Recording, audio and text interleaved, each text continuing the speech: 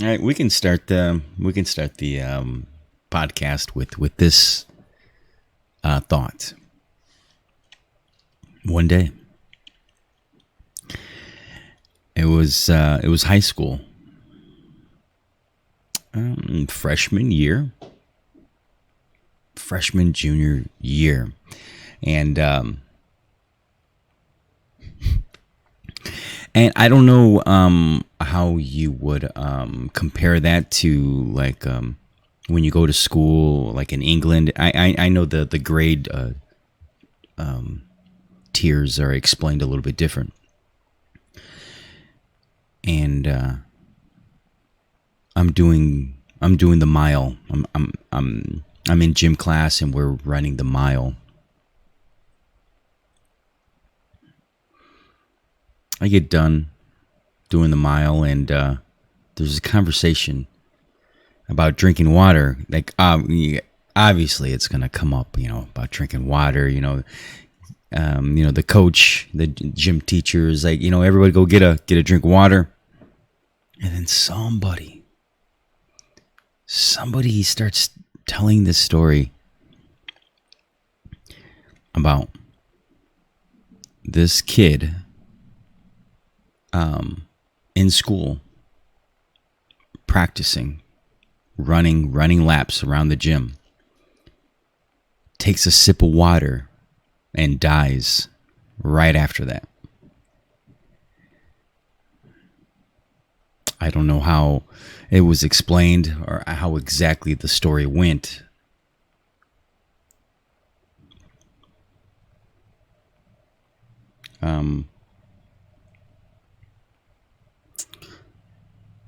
Why is it so dark? Well, you see, I decided to do the podcast outside, and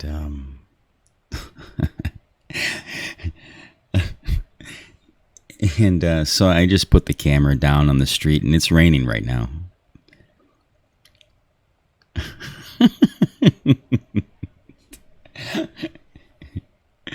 No.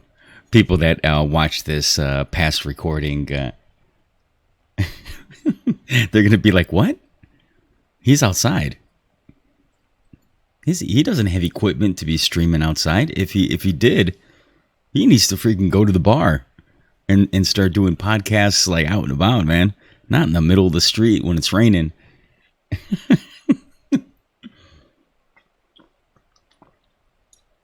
But on a technical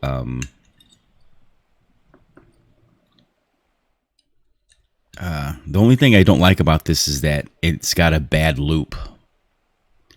It shuts off and comes back on. But I'll just let it go for right now because I'm just testing stuff. Because and I was already aware of this, and you guys are not gonna know what I'm getting at here. But the thing is, I upload the videos. I'm starting to upload the videos to YouTube. And I dreaded doing that. People were begging me for years, like, please make more videos, please. I don't have my editing software anymore. I'm not I don't have a subscription to the Adobe Cloud anymore. So I'm just uploading stuff straight up. I'm exporting it straight from the Twitch platform, straight to the YouTube channel. A straight rip. No editing. I mean, I can do some highlighting, just cutting the podcast and exporting that. That's the only edit that I could do. But the thing is, I forget because I'm so used to streaming on Twitch, and having a little bit of music in the background and here and there, and I got like a wallpaper engine as I'm using right now, and so far from podcast 1 and podcast 2, YouTube claims it, but I don't get a strike because I'm not monetizing it.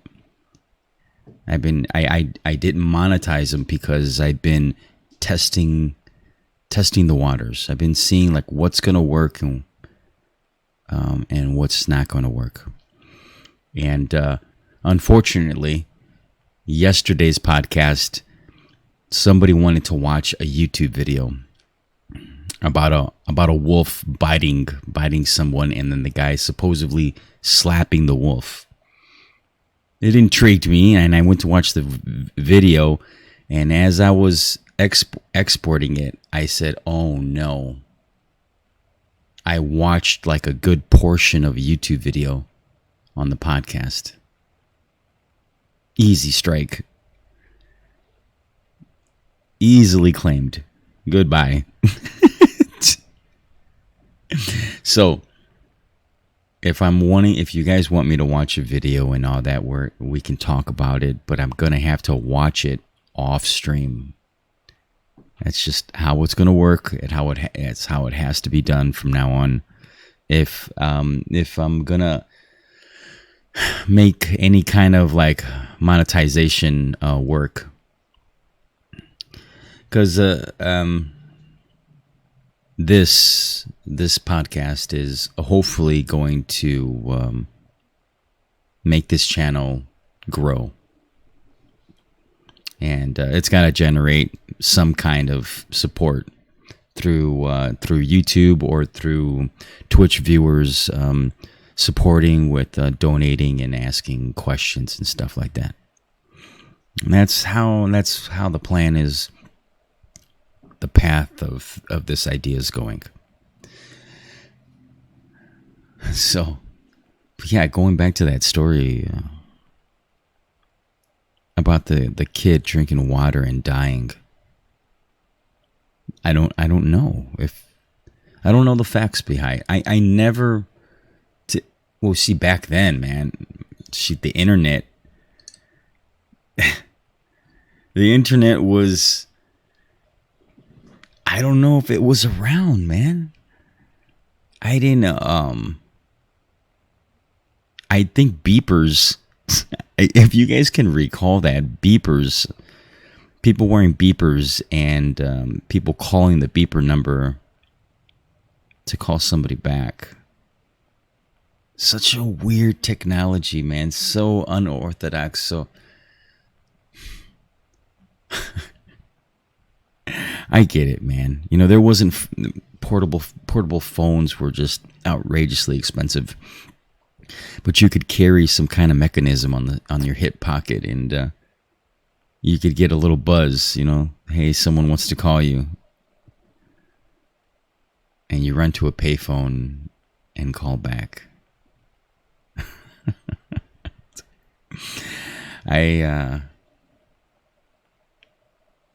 don't know if that story was true or not about, you know, taking that sip of water and then dying instantly when you're like super dehydrated and super exhausted. Is it possible? I could Google it right now, but a little bit too cumbersome with it right now. But yeah, man, somebody's got to get back to me with that. If you were utterly exhausted, pushing your body to the limits, and could taking a sip of water kill you? Or is that just some freaking kid pulling my leg? That'd be interesting.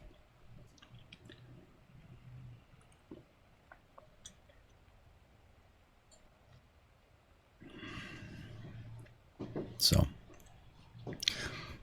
man, I was getting onto the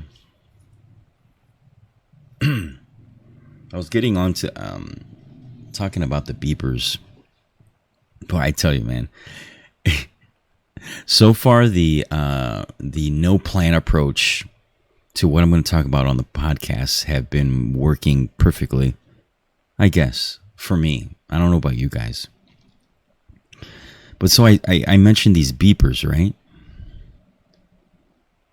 Back when I was in towards the end of my high school education, I ended up being asked if I wanted to do this extracurricular activity that involved leaving the high school to go to another school. And this school was like a career center of sorts where they get you ready for real world job training. And this particular school was called Davia Career Center. It was interesting.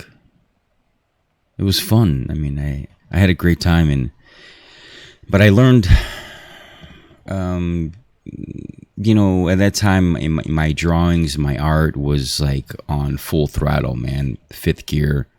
I was drawing every day, and people said, "Oh my God, man!" At the Career Center, they got like a printing class, and it was huge room with several printers and computers.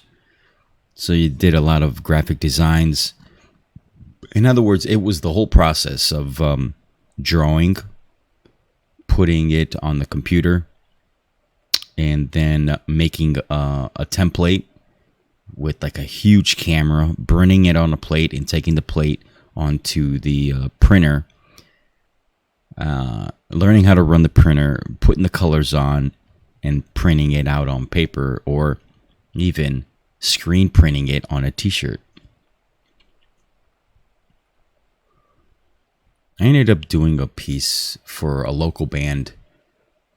They were all great friends, and there was one little hiccup on that. So my friends, it'll be funny because if one of my friends comes and catches this podcast and they hear about this, they're gonna be, "Oh my God, man! I can't believe that he did." So I almost freaking, like, it almost dawned on me the name of the band. So it was like a rock band, kind of like a punk rock band. You know, that style of rock and roll, the kids in high school, and they're just jamming on the guitars, and the drum solos are crazy. And it was during the time when like freaking Nirvana was coming about, and like all the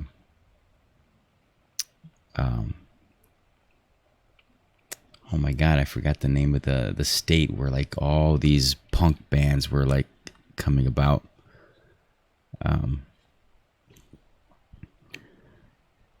So they make this.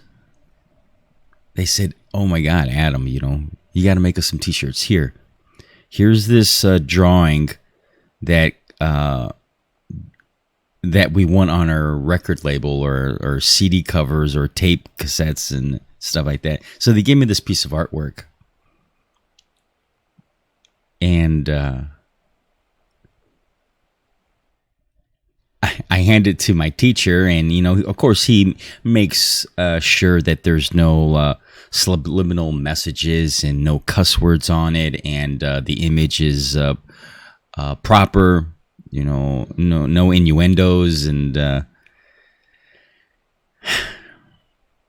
but he did come up to me and say, "Adam, your friends misspelled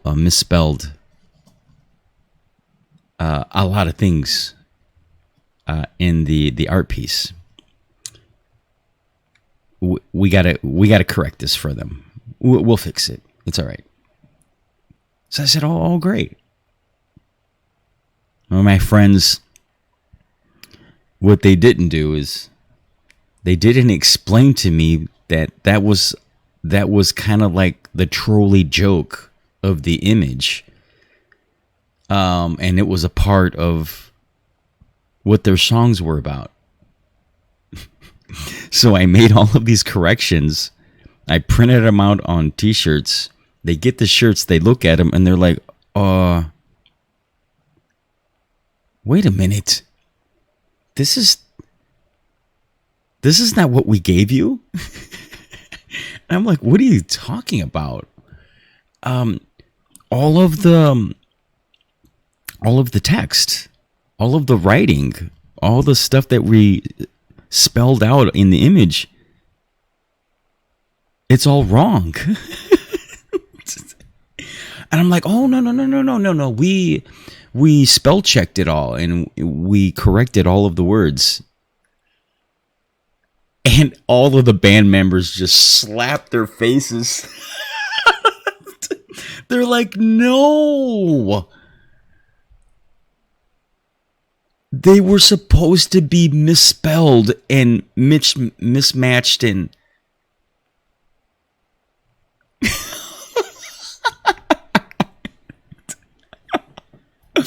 I don't remember how I felt at the time, but it was quite amusing. No, that was like my mind opened up a little bit at that point. They didn't get mad at me. I wasn't embarrassed, and it was like, because it was all for free. The school provided me the shirts, provided me the education to do. Anyways, it was all for free.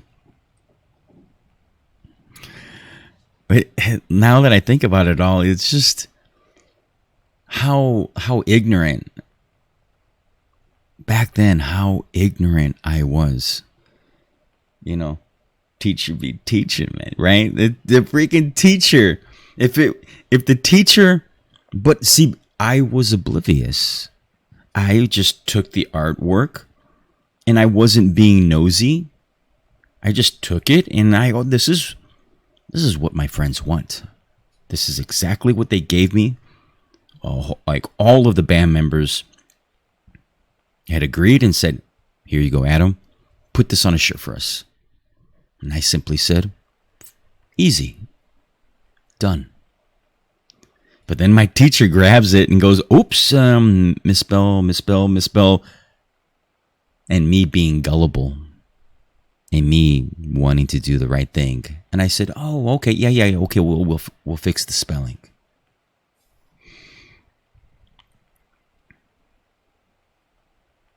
It was those moments in my life where knowing the truth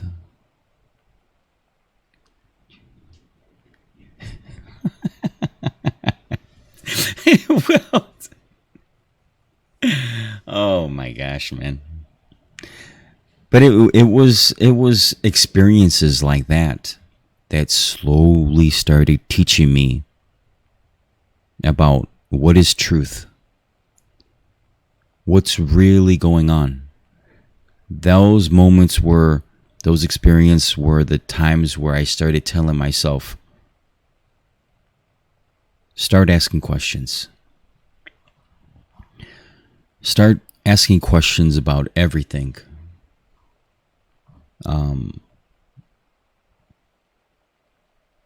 It was a very nice learning experience, a nice, subtle learning experience, but of something that could be used as a great tool later in life, and which it did. And I would watch something on TV and, all the little propagandas of the world from in my country and other countries, from watching television to listening to the radio and to even hearing word of mouth. I always came back to that t-shirt that I made for my friends. It really did. And I said, what's really going on?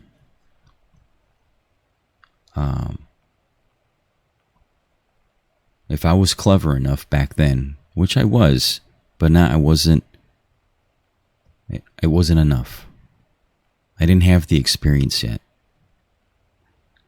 I should have said, you know what, teacher? Yep, my friends did misspell this stuff. But you know what, teacher? I don't I don't understand their music. I hear it. I hear them practicing and all that, but I'm not really paying attention. I'm going to take this art piece and I'm going to go back and tell them that there's a lot of misspellings. And I'm going to say, is this what you want? But I didn't do that. But just imagine if I did. It would have been like a moment of like a gained moment of experience. It's like I saw something and I was curious about it, and I go and ask a question and I got it from the source, and yes, that's how they want it. To be positive, to be totally sure. No one can ever be totally sure about anything that they do, but it's only the crazy man, right? I think it was brought up a couple podcasts ago. Only the crazy man knows exactly what's going on. All of us so-called intellectual human beings, we all think we know what's going on. We're like, oh, we got to learn. I got to read more books. We're like, I got to take more classes. I got to educate myself more. I'm stumbling with my words right there, but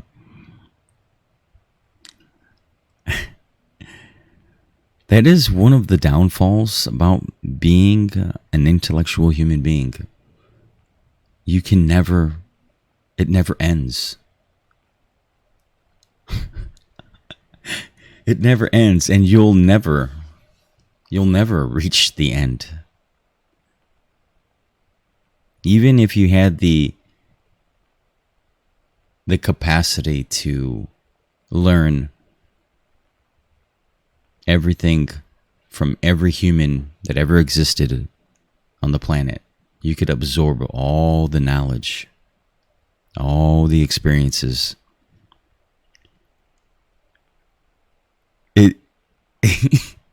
You would still not know anything.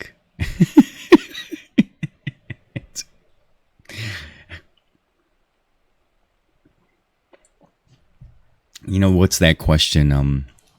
What's the meaning of life kind of thing? Like, is that the ultimate question?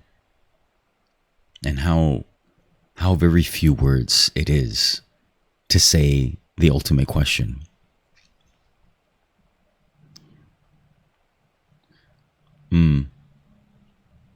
Okay.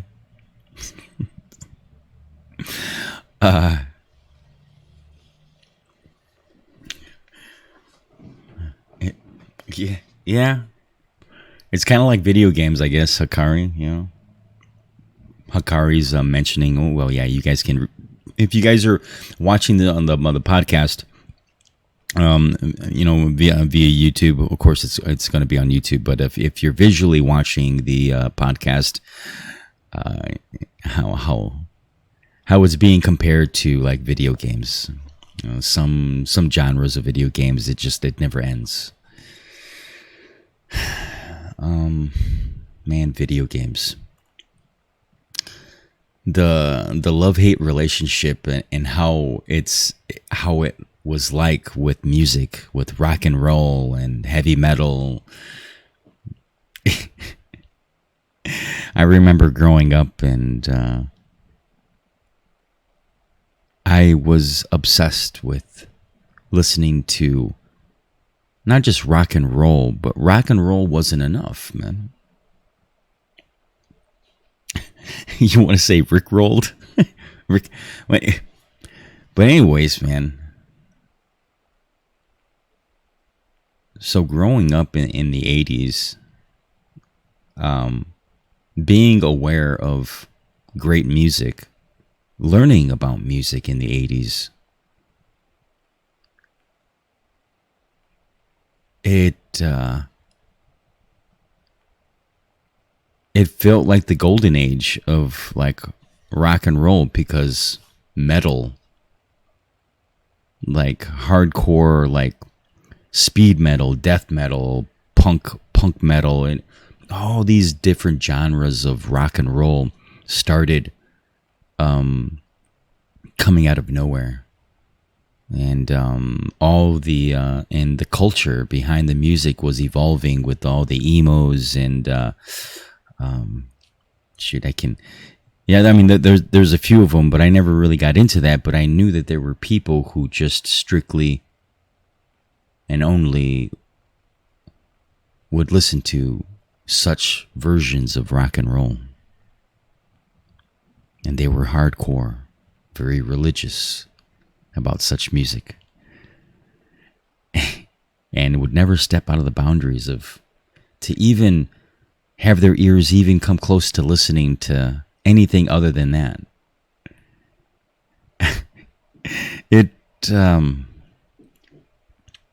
Having friends that were like that, living, breathe, revolve around that genre of music.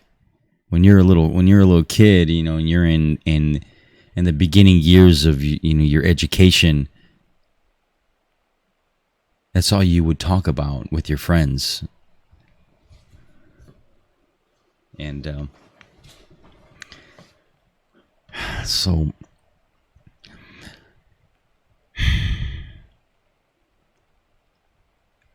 music, man, it how it affected my life in like so many ways, and how music brought people together.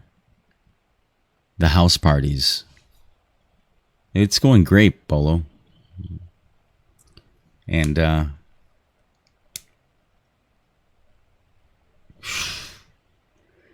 I can tell some grand stories about music.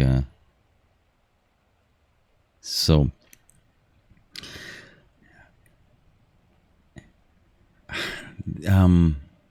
music back then. Yeah, I'm going to say that it was different. Everything back then is always different. And I'm not going to say that it was better, or today's music is better. But the thing is,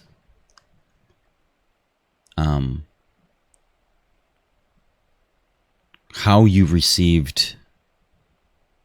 learned about music was harder. Or you had the avenues of learning your style of music, you know, through like magazines, television, radio, word of mouth, traveling outside the country, even going from state to state. There would only be certain music that would be available to you. So for quite a long time, I lived in this. Oh wow, yes. This goes back to now. DJ Beto brings up a point where, when I was talking about the origins of like how I started learning about music, and this actually intertwines with what I was just about to say about traveling. I lived in the suburbs of Chicago, and that was like cities like West Chicago, Naperville, Batavia, Aurora, Carroll Stream, and whatnot. It does, Akari. And I did listen to rap, of course. I'm talking about growing up in the 80s, you know, where rap music was rappers were learning what rapping was in the 80s. You know, it started evolving in the early 70s. Oh, 2 Live Crew. Oh my. You guys are... So let me touch base with where I was going to start right when DJ Beto came in. So I would travel from the suburbs of Chicago to Indiana, back and forth throughout the holidays and whenever we had time. all of my cousins, the cousins that had the opportunity to come see me. It was a moment of excitement. Why? Because to everyone in Indiana, to all of my cousins in Indiana, they were like, "Oh my God." They might have not have said that, but it was in their mind. They're like, "Oh my God, like our cousin from Chicago, he's coming into town." And they wanted something. They wanted information. They wanted to know about movies. They wanted to know about the latest music. And they would ask me some of the most, to me at the time, it was funny because I wasn't paying attention. I was coming to just see my family. That's what I was thinking about. But to them, they saw a resource of information coming closer and closer. And they were thriving on information, and I had it. So they would ask me questions. "Adam, what does baby got back mean?" And I would look at my sister. And my sister would give me this weird look, because we knew what baby got back means. But it was like, what do you, like, we, like, without saying, we said to ourselves, why would they ask us such a silly question? And then that day, my cousins, the cousins that did ask me that, they said, "You're from Chicago. You get to hear music that maybe we'll find out like in a couple months later, 6 months later." And then that's when another cousin had explained, "You need to understand how the industry works. You got you got bands that are up and coming, producing records, and they want to release them in the biggest cities. New York, California, West Side, East Side, and then that goes to now why people say rap. West, East Coast, West Coast." So that was with music. So the music would slowly trickle down the states to the middle states. So by the time it got to the middle states of the countries, people would go in New York or California. People would go, "Oh man, that music's been done and gone, man. We got this new stuff." And then so everybody in the middle states could never catch up. People would be calling family and friends that were on the East Coast and West Coast. "Hey, what's poppin', man? What's the latest song? What's going on?" Those are the people that were hardcore,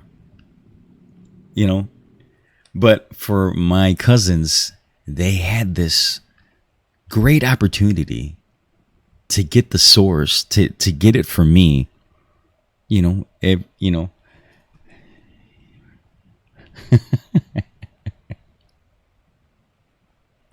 Yes.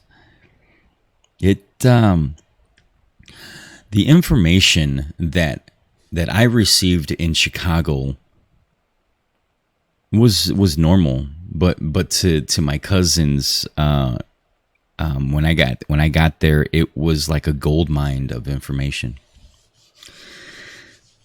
And I know you mentioned the Two Live Crew. There was some moments in rap history that were so groundbreaking and so unorthodox. I'm going in regards to like now, when like right now people in 2020, you go to the bars and you mingle and you talk about music. There's this very curious conversation about music right now. 5 years ago, it was very positive. People were very positive. Oh, I hate 80s music. Oh, I love 90s music. And they would have their battles. No, man, the 80s was whack, man. The 90s was it, man. Blah, blah, blah. And then, in the 20s, whatever. People had their wars on music. But now, 2020, I think the conversation of people answering you and say, "Oh, I listen to everything." Oh, that was a tough one, man. That was such a tough one to receive as an answer. And that was in the 90s, though, when I would come up to somebody and say, "What type of music you like?" Why would I ask such a question? It was just out of habit. It was everybody's habit. Music is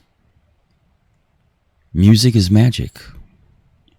And I get it, man. And everybody is so intertwined with what everybody else is listening to because they want to know what your magic is. They understand their music, but maybe they might get introduced to some new magic. So the question it was like the most popular question. What do you like? What kind of music do you listen to? Back in the days, what was it? What's your sign? What's your zodiac sign? Yeah. There's always these little like popular questions that people try to use to just break the ice and start conversations with you with. But the music question was always at like top 3. One of the top 3 questions to ask to start a conversation. And for a long time, it bugged me. It frustrated me when people would answer and say, "Oh, I listen to everything." And now I would sit there in the background and say, "No, you don't." Stop lying to yourself. But technically, is what they're really trying to say to you is that they gave everything a try. They probably didn't do good enough, but they listened to opera. They listened to jazz. They listened to big band. They listened to house music. They listened to rave music here and there, techno, ska, reggae. Maybe they went as far as listening to foreign music, like from Japan and Korea and now what it is like K-pop. Just imagine in the 90s you were actually informed about K-pop. Just imagine. And you might be like cringing on me right now because, oh my God, K-pop, really? Come on, Adam. How about you look at the music industry and you look up K-pop? What was one of the first songs that hit the United States so hard in the face it was like a back slap? You fools. What was it? The Gangnam Style? Gangnam? I don't know how you pronounce it. That song slapped all of you in the face. Punched you in the gut, rabid punched you in the back of the neck, body slammed you, suplexed and pinned you, and gave you the people's elbow right in the nose. That song freaking flipped the music industry so inside out. And that put K-pop on the map. Or said, "Hey, dude, we're K-pop." And You have no idea what kind of beast we are. The singer of I'm pronouncing it wrong. I know I am. The Gangnam Style. The singer, they interviewed him. I don't remember watching the interview, but I remember somebody telling me, dude, man, they interviewed him. He was on Jay Leno, Conan O'Brien, or whatever. And he said, I wasn't interested in Americans liking my song. But you're famous. You're famous here. You're all over the world now. And he didn't give two shits. What I think, he already knew he was badass. And he's like, Americans? I don't need that audience. I'm the king. I'm the boss. Oh yeah, it's nice. You Americans like my song. You just found out about it. I've been on top of the world for a long time. You guys are just late. That's just my opinion. It's probably like what he was thinking. I mean, of course, you don't hear about Gangnam Style. You don't hear some of his songs, but he probably cast his check and retired. Who knows? Do we really care? But either way, what I'm trying to tell you guys is that don't sleep on K-pop.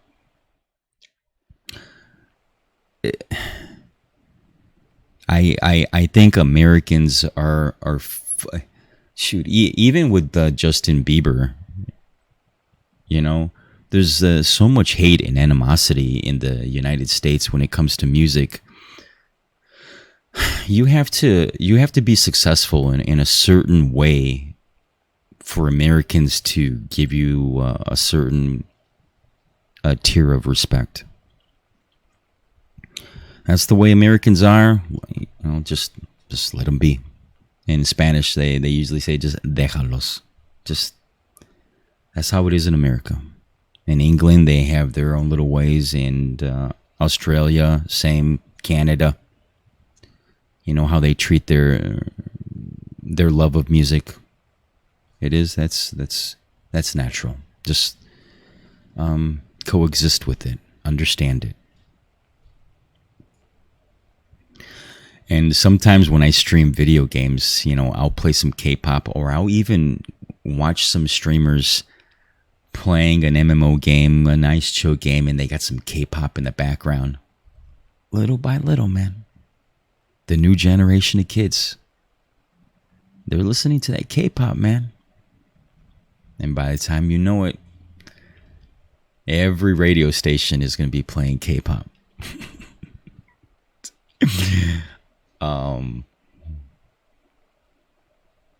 But yeah, introducing music. When DJ Beto said that I introduced to music, he brings it up all the time. Whenever we have the chance to be together and have like a one-on-one conversations. They're very rare nowadays. But every time when DJ Beto and I are in the car alone, we're going to go get breakfast or going to go do something. It doesn't matter. But because he brings it up, it puts me in check of reminding me of all the possible inspirations that I might have done in my lifetime with all kinds of people. And was it intentional? No. Was that my goal? No. Was it a part of my core values in life? No. What I'm maybe trying to really tell you guys is that I think I have a set of morals that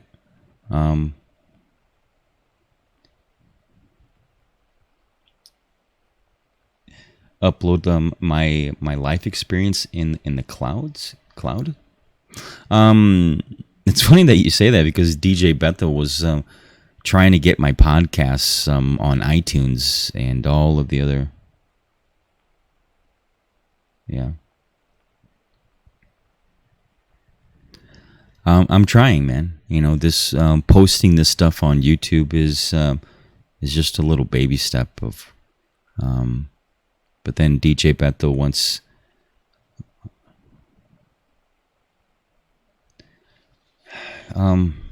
It's just me, you know.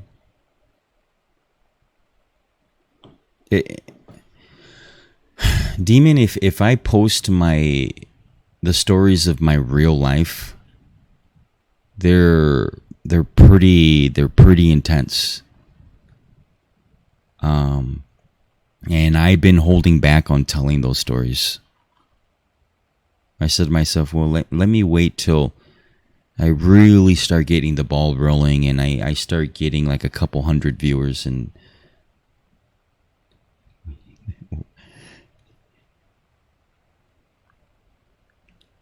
oh wow.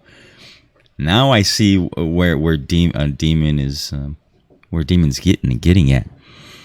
I would have to say Demon, if I could. Right. And DJ Beto has mentioned that for like even way before 2014. If I guess I can maybe give you a little taste, like a little summary of my life experience.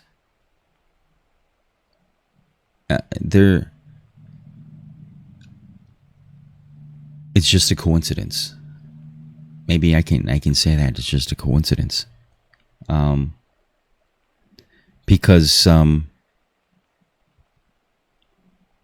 going back to from the very beginning to when I could even remember slightly my life when I was 3 years old, 4 years old, 5 years old, and sometimes maybe looking at a picture will bring me back to those moments and it'll rekindle a memory. But my life was like anybody else's life. What I'm trying to say, to everybody that's listening, and to Demon bringing up the question, and DJ Beto saying and agreeing about, putting it out there, the life on making it a movie or whatever. But I remember somebody talking about, life goals or whatever, those inspirational videos and all that. And I remember some guy saying, it's just random. You want to throw the word luck in there? Sure, go ahead. Throw the. But I think it's random. I just happened to be born. It would have been no matter what. If I was born in a rich family, if I was born in a poor family, I think I was born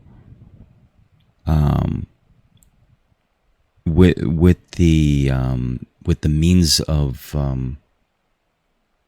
how I think and how I let the experiences lead my way of life. Some people have, born with a silver spoon in their mouth, and they grow up to be, in and out of jail.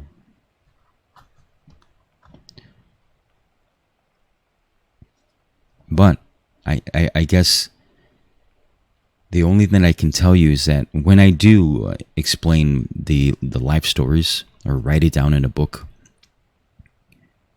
the only thing I can do and the only way I can help you guys is I can try to put my experiences into words.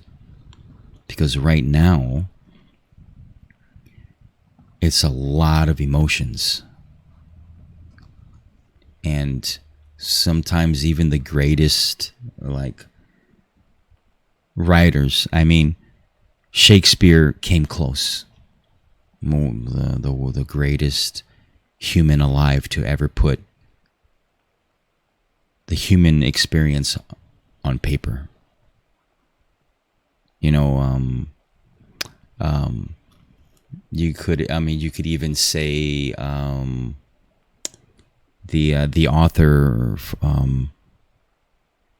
like Huck Finn, Tom Sawyer. You know, who's the author? The author for those books.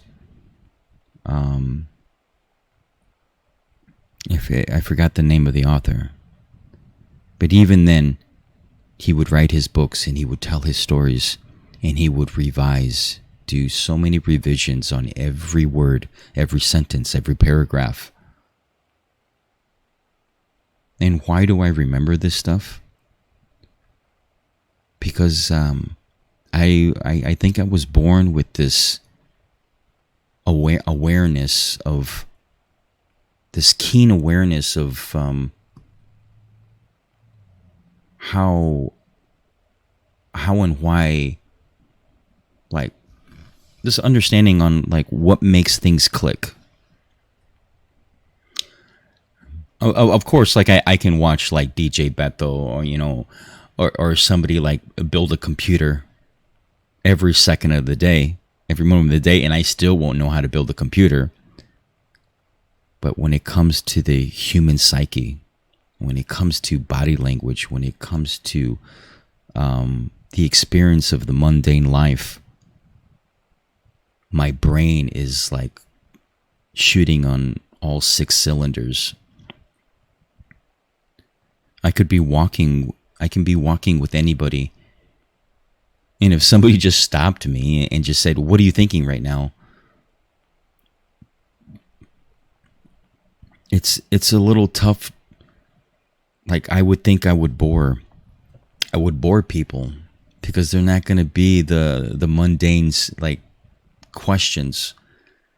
I'm not going to answer you and say, or what somebody would say. Somebody would say, you know, I'm thinking about work. I'm stressed. I'm frustrated. Or, like, fuck, man, I'm observing the world. It sounds fucking so weird. But the fucking rock, man, the earth,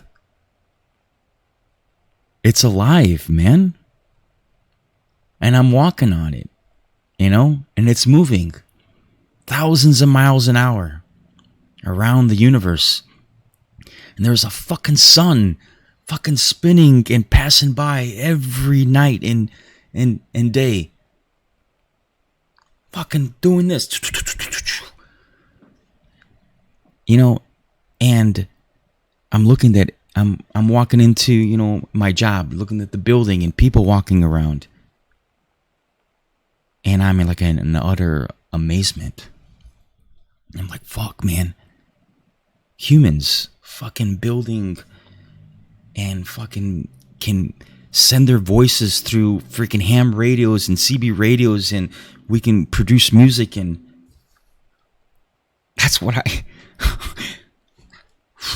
Shit, man, dude. That's what I'm thinking about.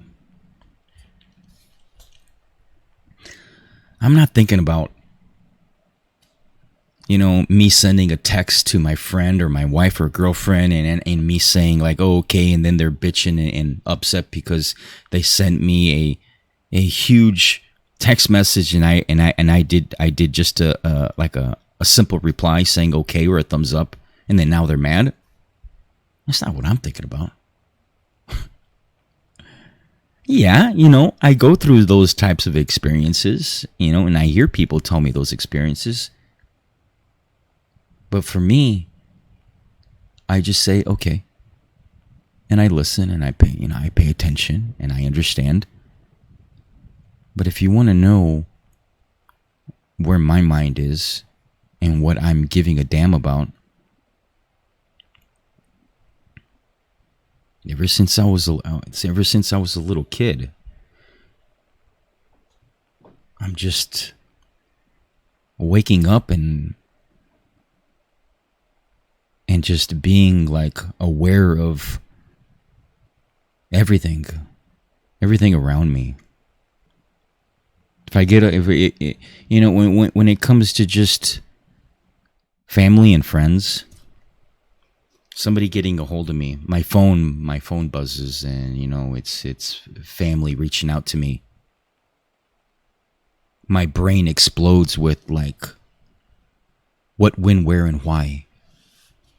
Kind of like logic.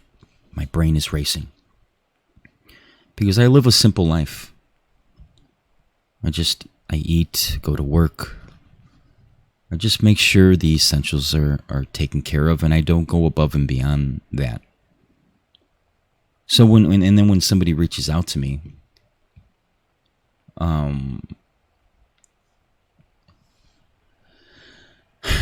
I put into perspective of their whole entire life.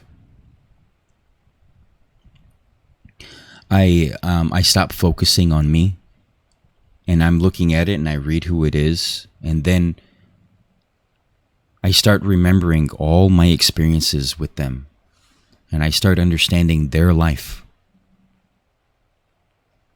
And then I read their message. And I'm thinking about all the mistakes I made when I was growing up, when I would just see people read a message, and I would just take it at face value, and all the mistakes I made because of that. What makes me live a comfortable life, what I think that makes me coexist comfortably communicating with people, is I ask myself 1,000 questions. Say if it's DJ Beto messaging me, and I try to tell myself, I look at the time. Was he working? Is he off of work? I wonder if he had time to eat. I wonder if he had time to cut the grass. I hope he didn't have any like family issues or whatever. I'm thinking and throwing all these variables of what I know that people deal with on an everyday basis. But I read the message, and then I put that message with what I know, my past experiences of that person. And sometimes it's tough because sometimes the messages are short and sweet. Yo, what's up? But I always take into consideration of when the messages are, and all the punctuations and all the grammar that's being used. Because I want to be prepared. And it's all about me not wasting anybody's time. Because obviously they're getting a hold of me. They thought about me. I exist. They thought about me. And that in itself is like amazing to me. I live alone. I live a hobbit's lifestyle, and I enjoy it, man. I kick it. I'm so content. And for people outside of the door of my apartment, they actually take the time and reach out to me. And to me, it's like a wow moment. There's this like give and take thing that goes like a lot of the times. People go to work, come home, and they're like, man, I gotta do something, man. I gotta go out. I gotta spend $1. I gotta talk to people. Always in a rush, man. Gotta be active. Go. I got to be in with the crowd, man. I got to be cool. I got to take me a selfie. I can't go out by myself. I need an entourage. I need people with me. I need to be cool. I get it, man. And I'm just here at home, just observing the world, things just going by me, and I'm just watching and smiling and appreciating life. And but then when somebody reaches out to me, and I'm like, damn, dude, that person that's reaching out to me, they want me to be in their life.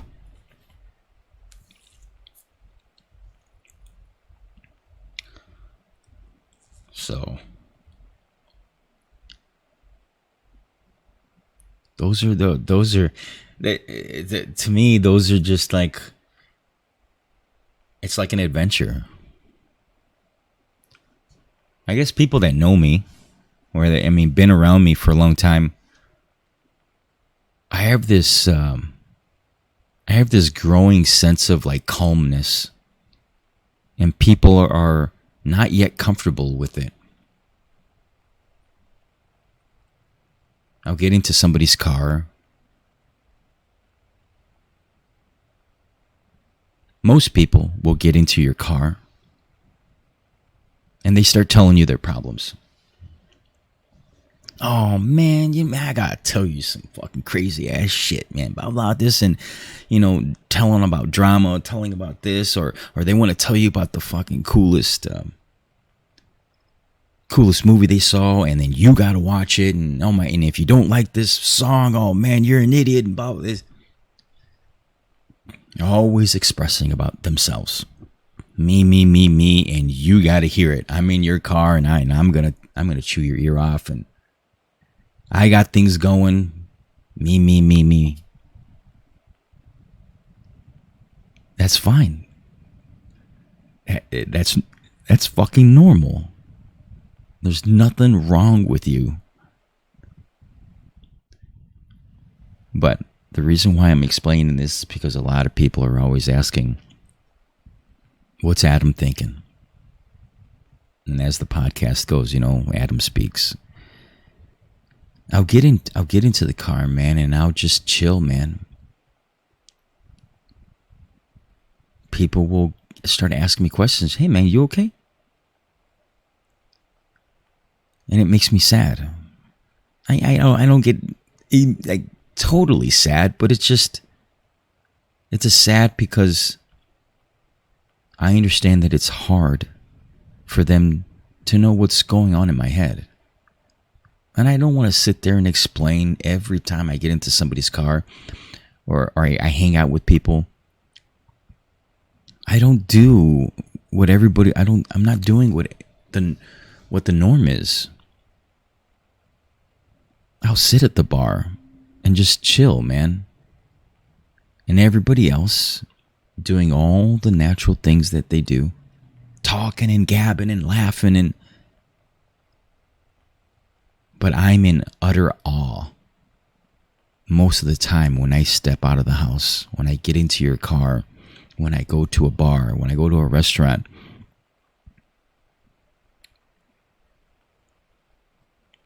It's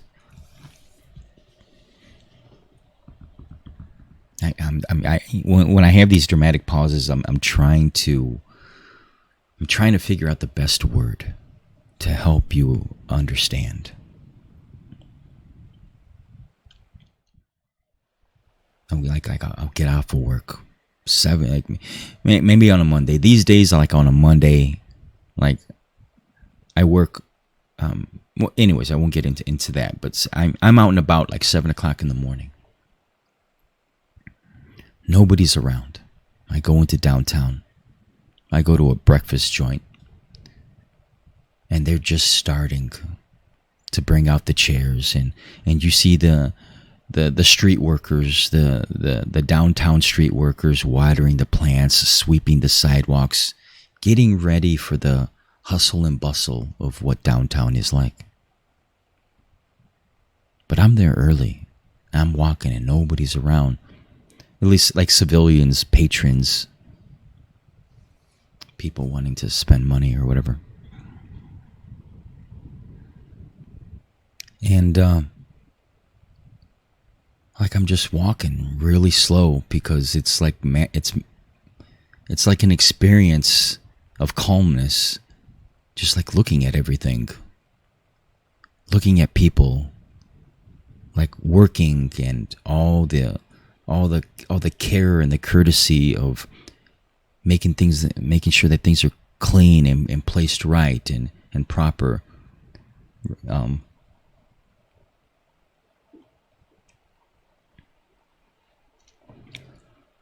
To remember me for?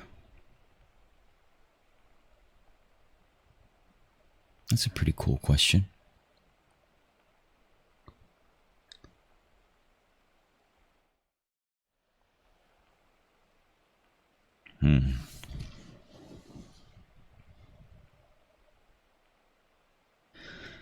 You know, when I read your question, it's like,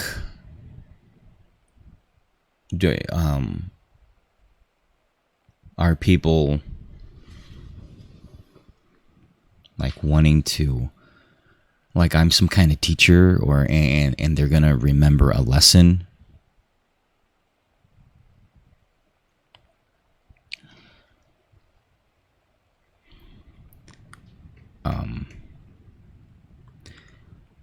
Maybe one of the I guess the answer to the question is patience.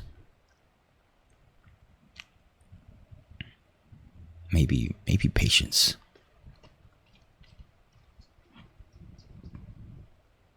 Now that's just off the cuff, you know. That's just in the moment. But I'm trying to think of like what I have right now. Wait.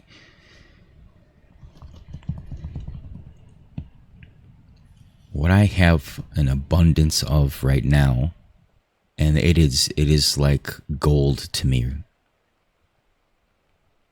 is never be in a rush.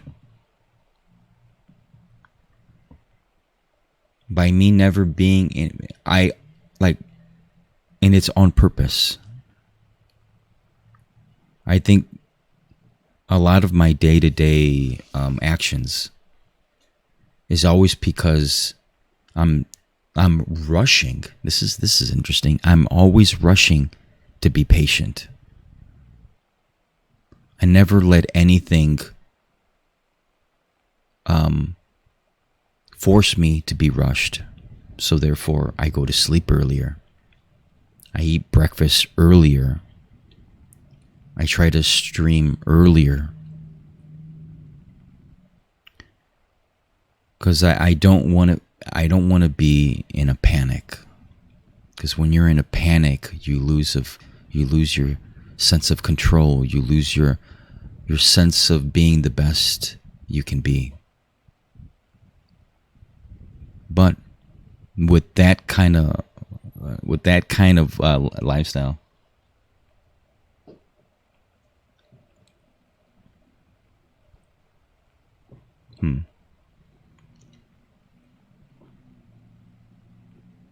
yeah, definitely.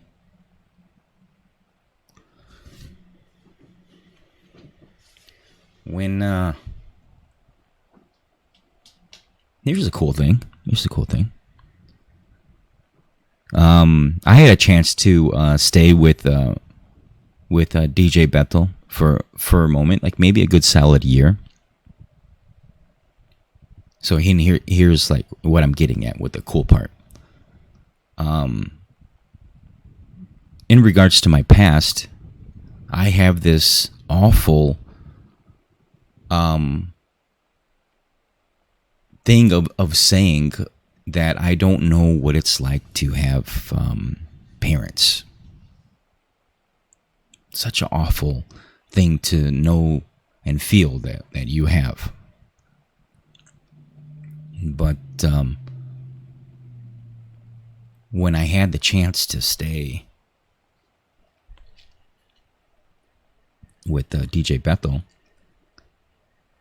I had a chance to experience, witness,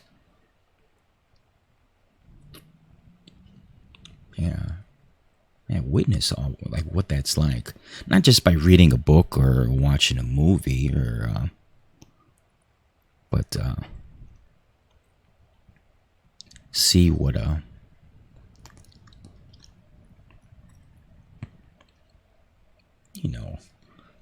what a family's like.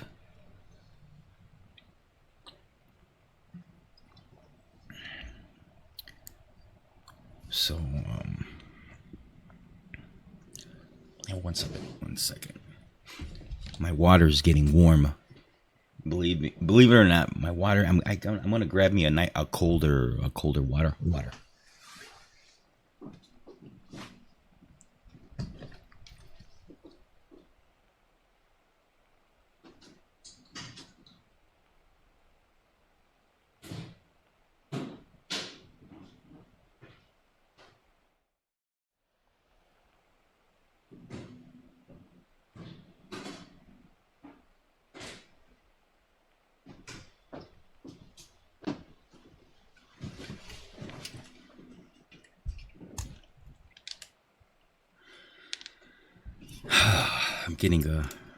I'm spoiling myself with these San Pellegrino sparkling water things, and they got flavors.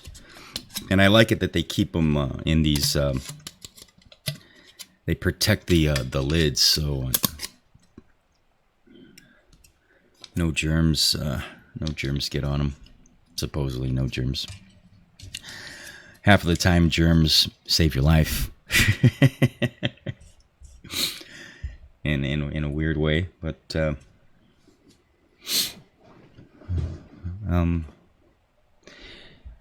yeah, living with DJ Bethel was an experience of learning what a family is like.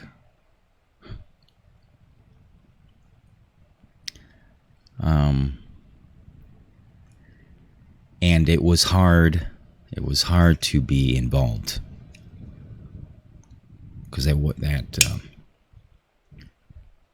didn't want to disrupt it. You know, it sounded, even though DJ Bethel is family, and no matter how hard he was stern on me being involved with everything that they did. But as he said, I'm a very observant person, and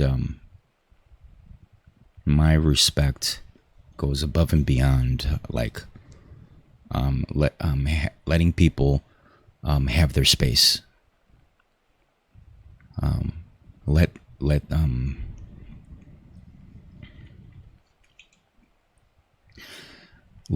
a family have their space. You know. I'm just now I'm not like belittling myself, you know. Yes, I'm a cousin and all that. But I guess if I was talking to a friend and all that, and as I'm talking to you guys, you know, I would say, you know, you're not the son, you're not the daughter, you're not the wife, or you're not the father.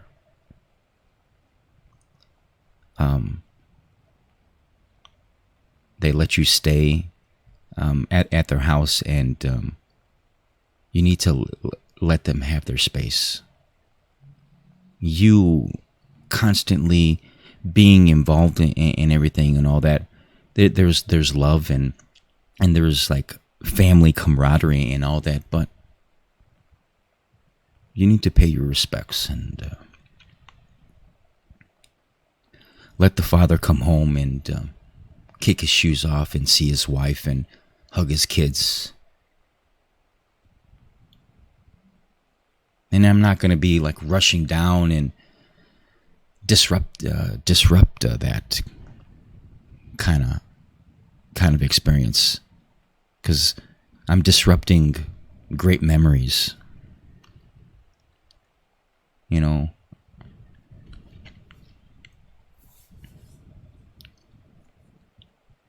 maybe somebody can sit down with me and say, hey, dude, I get what you're saying, but, you're taking it like to the extremes. But that's how I am, and that's what makes my heart beat comfortably. And some people would have said like, oh man, like he's like sad, he's always in his room and all that. But I was fine. I was content. I was happy. I was safe. I was never hungry. I did. But it was always about respecting my boundaries. Yeah. Let's see. Limon. Yeah, okay. I like limon. Telling you the flavor of the water. But yeah, the way I live my life, almost 100% of people outside of my apartment think I live a lonely life, like I don't have any fun, and I live a poor life, and I'm in no way in a state of looking at that and feeling angry about that, because I totally understand why they think such things.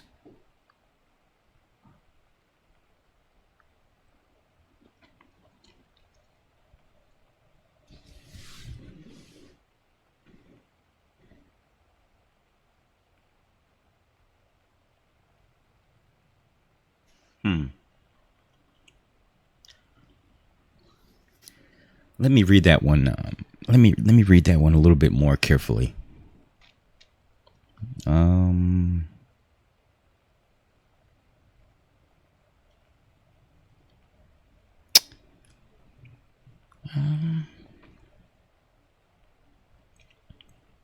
Okay. I think in a way, Demon is kind of chiseling away at kind of being a freaking super cool detective on maybe trying to pinpoint, like a therapist, trying to pinpoint exactly what had occurred at a certain age where I started thinking like this. Okay. One day, a couple years ago, several years ago, like maybe 5 years ago, I'll just say, I say 5 because it was quite a while ago. Still living around here in Indiana. So I was at a bar. The bar was called CJ's Pub. I'll throw the name out there. I was in there by myself. A couple patrons at the bar. It was kind of early. And there was maybe about like 5 of us at the bar. Bartender knew everybody else that was sitting on the bar stools. They were all regulars. And they were having a serious conversation. And I'm kind of afraid to continue this conversation because I can't. I'm losing the memories of how it went about. But I remember the gist of it. So the bartender's having this amazing conversation with all of the other patrons. And I'm quiet and calm and collective and just sipping my beer quietly. But knowing that I'm showing some interest, obviously I can hear them talking. They're all sitting next to me. So the bartender looks at me. She goes, "What about you? Why do you think this or that?" That's where I lost like what the conversation was about. And I apologize. But I kind of remember my answer. And I think it was along the lines of what makes people good. What makes people good human beings?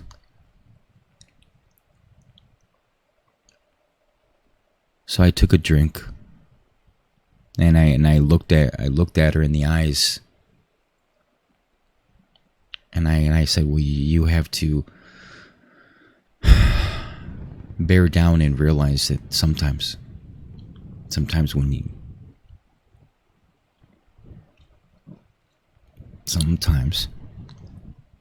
when you see a person that does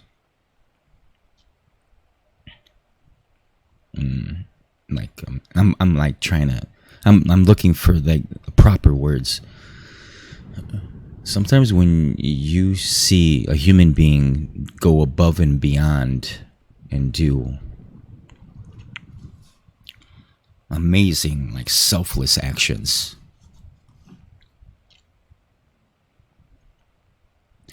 and doesn't even show the slightest care of credibility for their actions.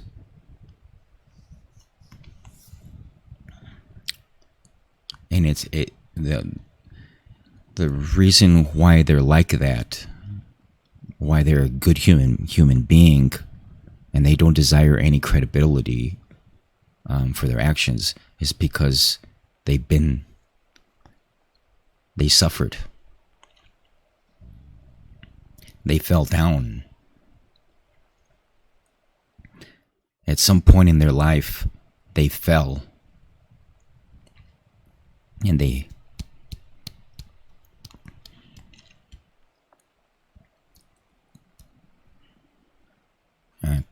at an innocent point in their life where they had no control, they hit the ground so hard, and it's just a metaphor, meaning that something so traumatizing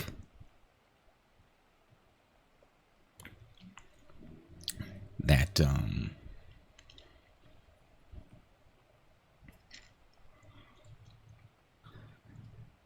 that when they got back up,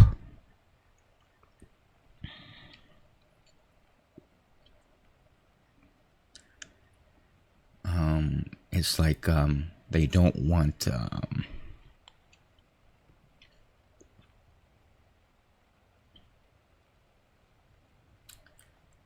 it's a lot of things that they don't want.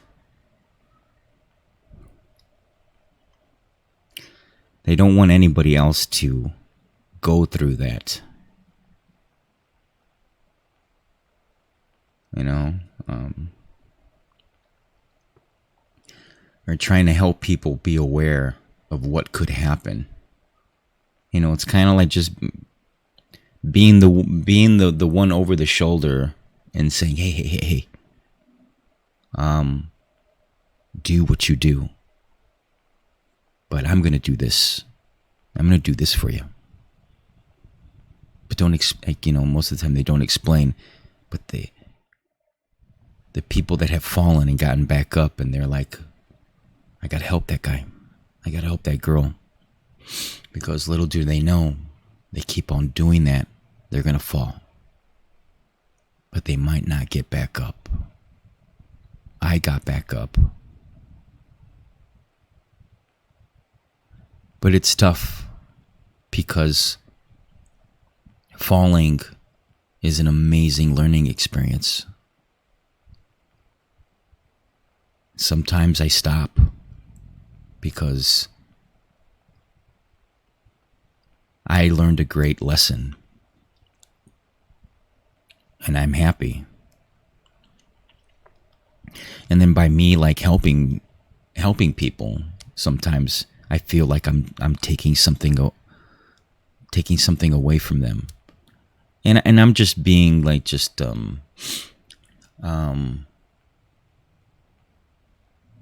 like with the comforts of words. Like sometimes when you see someone stranded on the side of the road, you help them out, of course. But, I'm talking about like just when you're talking to people, when people are not understanding what the fuck is going on in life.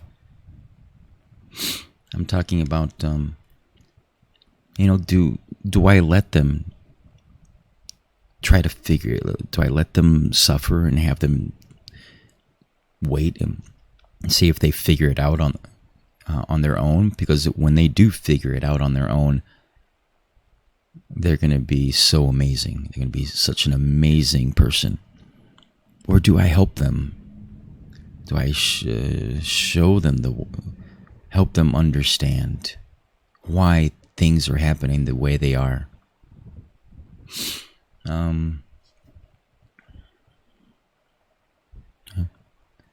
But we have in our chat we have a gambler, an addictive gambler in the chat, known as Hawk 213. So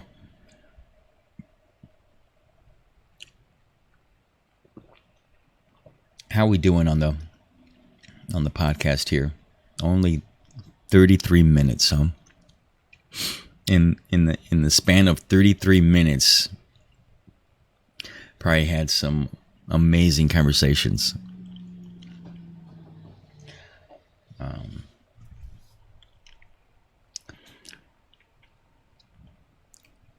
But yeah, trying to get into my head. The main reason why I'm doing this. And it brings a smile to my head because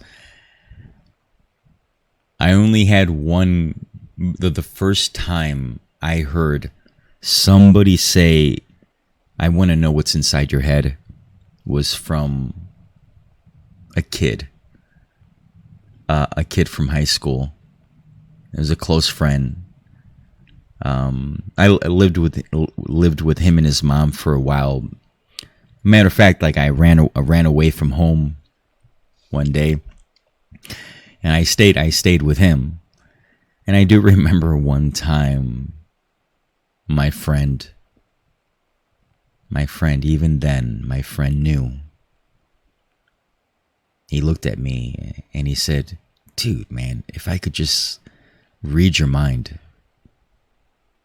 If I could just read your mind, dude, that'd be the fucking shit, man." So the very first person was a young friend of mine. And then the second times that those occurred, all were from like ex-girlfriends. But it just making me chuckle that it came from a guy first. Like, why would a guy want to know what's on the mind of another guy? But it's okay. I chuckled just only because it was a man and not a girl. But it just goes to show you that I guess it is something. I guess it really means something that for someone like DJ Beto and Demon, those are the guys in chat that really push me to say, hey, you gotta say something. You gotta help us understand what's going on in that head. And that's fine. I'm trying.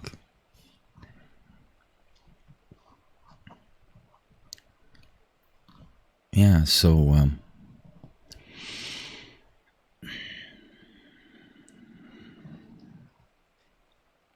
yeah. It's sometimes there's a video that I played on my streams about like Charlie Chaplin. There's a speech that Charlie Chaplin gives, and it's from a movie called The Great Director. And I find myself probably like once or twice a month, I watch the video. And it wasn't intended to be an inspirational piece, but it was just a part in the movie where he gives this grand speech about fighting, believing in your values. And what he says the dialogue that he preaches, the message that he gives means a lot to me. But of course, it's a movie, and there's some words in there that make sense just for the movie, because it's a war movie, and there's some parts where he like screams and yells and says, let us unite and let us fight and let us not be treated like slaves and whatnot. That's because of the movie and all that. But the core morals of what he's trying to say is, and how I've been trying to figure out how best to do what that speech really means is to get up and try to understand what makes me feel my best. Just understand it.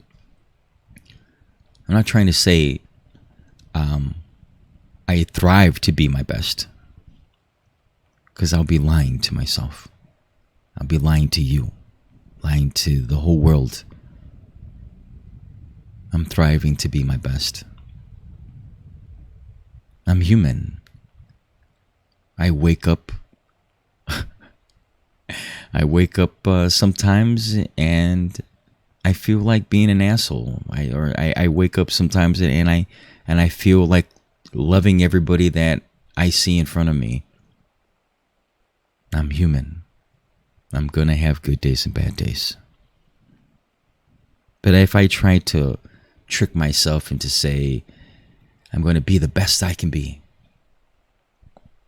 every day, sure, it's a little pep talk you can give yourself, and in so many ways you're just lying to yourself. But in other words, what you're trying to say is you just want to do good, and that's what most humans always, really deep down inside, all of us, deep down inside, we want to do good. And the Eagle stream on the, oh, nice. Well, I would have to say Equin, this particular podcast, I would have to say with much seriousness, to please watch the first half hour of the stream. I touch base on a lot of emotional,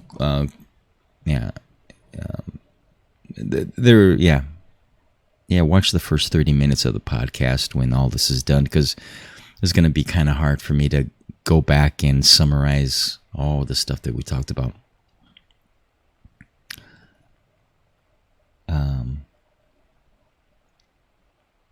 People have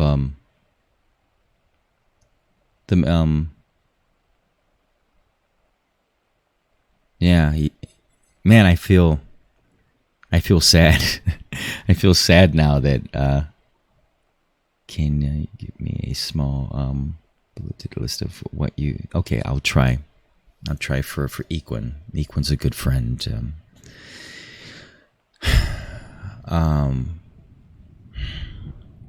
Let me try to reminisce on how it all started. I know where I was talking about like beepers and phones, and we're talking about music, and I guess that's what it really started kicking in. We're talking about music. The chat started getting to the point where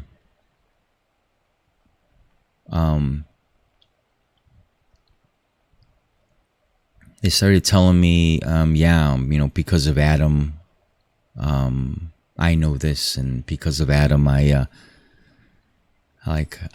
think like this, and so I was kind of like telling them on how I became not Not like the full story, but they've been pushing. They've been prodding me. They want to know why I am the way I am. So, in so many ways, the podcasts is me trying to explain to you what it's like in my head. So people have been asking me, like, can you try to put your thoughts into words? So every podcast, I'm trying. I really am. I'm trying to put my emotions and trying to figure out what words best suit some of the emotional thoughts that I go through on a day-to-day basis. And today's podcast was in regards to started randomly talking about music, yeah, right.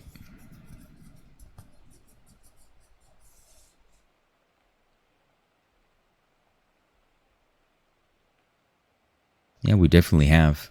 I have talked to Equin about some things, but that brings up a point. That brings up a point, you guys.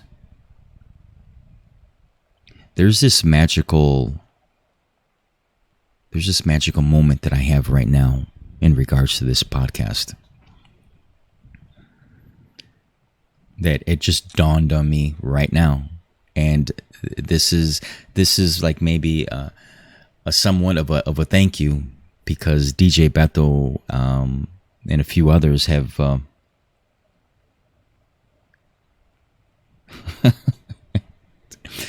lot of people have been pushing me to do this for many years, and the one that, in a sense, originally wanted me to do this was DJ Beto.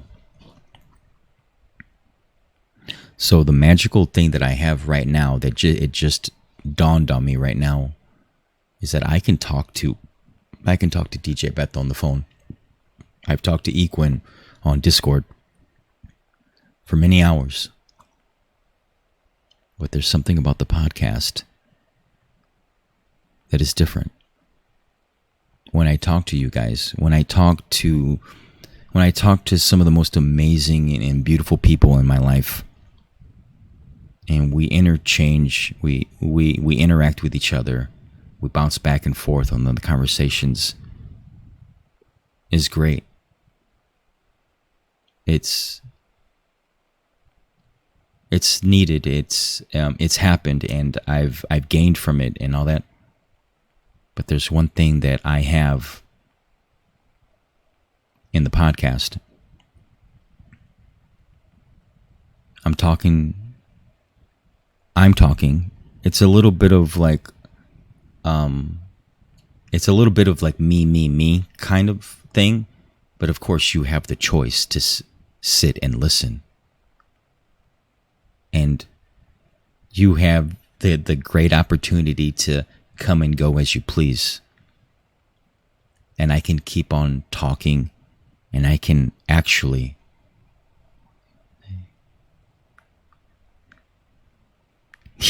there you go, Equin. What I lose, my greatest ability, is when I have the floor to talk and not in a rush. I'm not pushed. If I'm out in public, I get interrupted by a waiter or a waitress. Oh, shoot, Ava's here. So, what's really great, what's really going to help me is that I wish I would have done the podcast sooner, because now I realize the bonus that I have. I can actually take my time and talk and explain and have dramatic pauses, because I really give a shit on every single word that I say. But if I'm talking, when I'm gifted with the opportunities to talk to you guys one-on-one, that magical moment is not available. I can't be on the phone with Ava and have these like dramatic pauses. It would make the conversation on the phone very uncomfortable. You know, or I can't have these dramatic pauses if I'm talking to DJ Bethel on the phone. You guys have things to do. And as I said in previous podcasts, I'm aware of everything that you guys are responsible about and what you guys care for. I just can't sit there on the phone and have these wonderful dramatic pauses because I'm trying my best to explain in the best of my ability on what I'm trying to portray.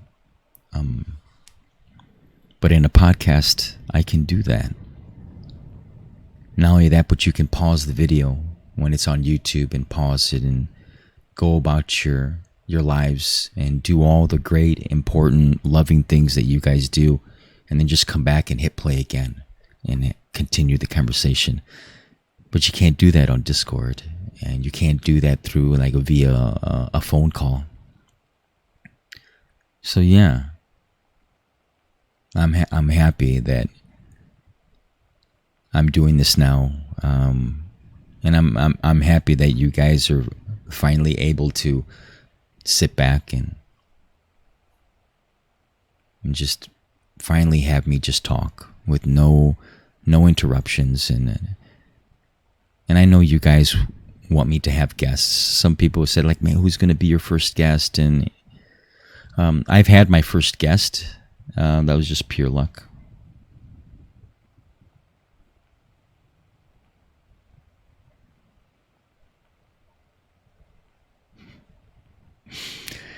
Oh yeah. I thought about something along those lines. I thought about maybe having Minecraft in the background, but I was in the shower and I said no, that's not gonna work. It's gonna sidetrack me from my conversations because my pickaxe broke. Man, you know, I'm clicking on the keyboard and mouse too much. But yeah, I guess I could have like a video game, an MMO game on with a global chat, and I could have multiple chats going on. That's a fun idea. That's a real fun idea. I wish I still had my I can do it still. Like my Blizzard account, like my World of Warcraft account, so I could have World of Warcraft chat on, Trove global chat on. That would be a trip, dude. I can just picture that. Say like, you know, when this podcasting thing is like gets the ball rolling and all that. I could be in multiple games, but just using the chat and just the conversations of like going, oh man, oh my God, freaking USC is how many games is he running on his computer right now? How many chats, you know, is he running? And then they'll come to the podcast, the live podcast, and look, and it would be very difficult. Obviously, I would have to run a dual PC stream and have a nice beefed up computer to do such things. But it wouldn't. It would take away some of the. It would take pieces of me away from being really, really honest in the podcast, because what I'm getting at on global chats, on in-game chats, I develop a persona in those video game chat rooms. It brings out a different version of me. I desire to some days troll in the game, and some days I just want to provide my services to another player. It's a hit or miss on whatever. However, who knows what I'm going to be feeling like in the game.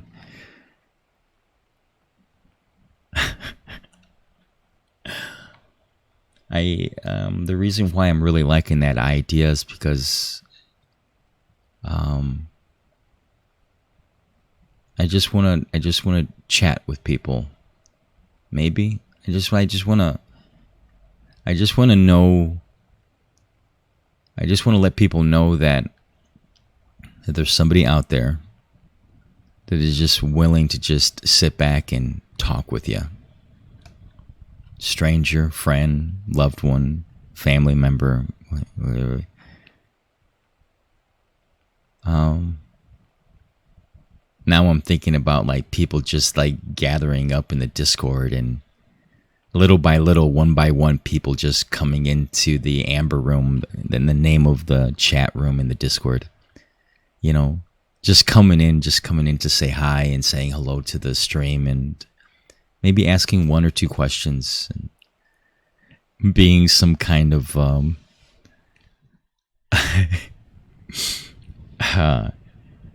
but it's just like I'm no therapist. I'm no guru of any sort. I just want, I was asked by DJ Beto, like, what do you hope people, like, he says, like, how do you want people to remember you? And it was a tough question and a great question.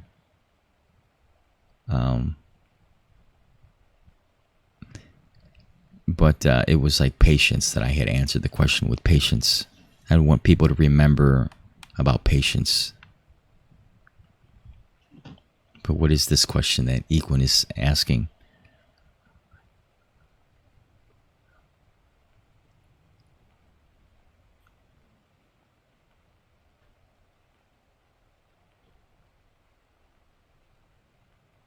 Okay. I'm kind of confused. A shadow drop.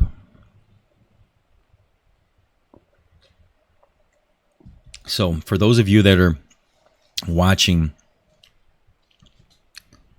the podcast at some other day, or whatever it is, whatever day you decide to watch this video, Equinoxide is on a game called Trove, and there's these neat piñatas that you can throw. But he says one dropped a. Now, mind you, I played the game for several. I played the game for several years, and I'm confused on what he says that came out of the piñata. A shadow drop.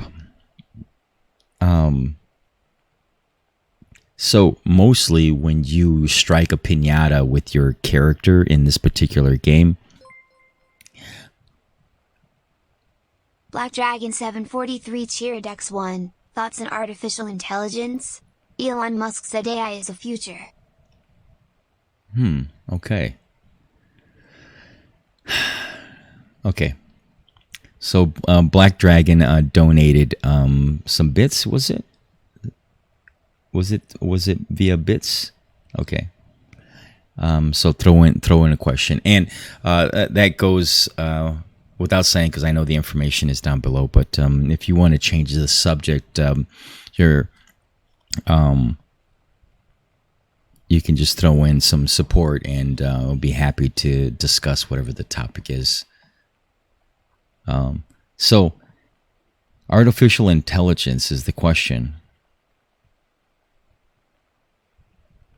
Thoughts on artificial intelligence? Elon Musk has said AI is the future.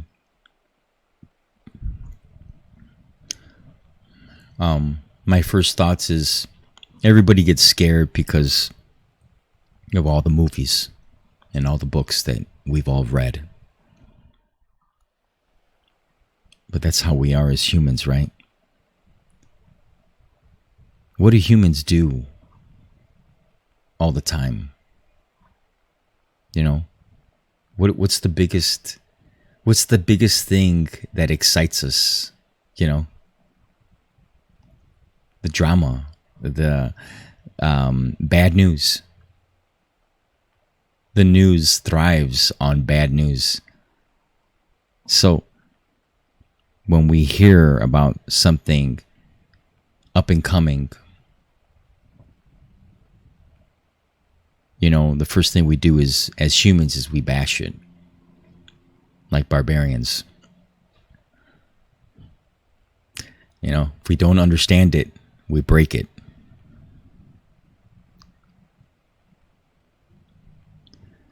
How do I answer that question? I'm no scientist. I'm no genius. I'm no mathematician. I'm no theorist.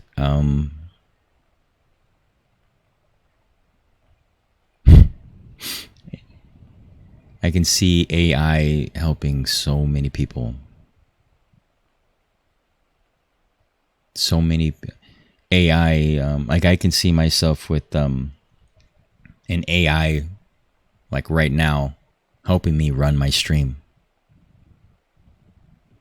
You know, what would I name the AI? Who knows? But it would be, hey Clyde, you know, Google, you know, Equinoxide wants to know something on this video game. Google blah blah blah, you know, whatever. And then my stream will change and it'll drag the video clip and a tutorial or whatever. And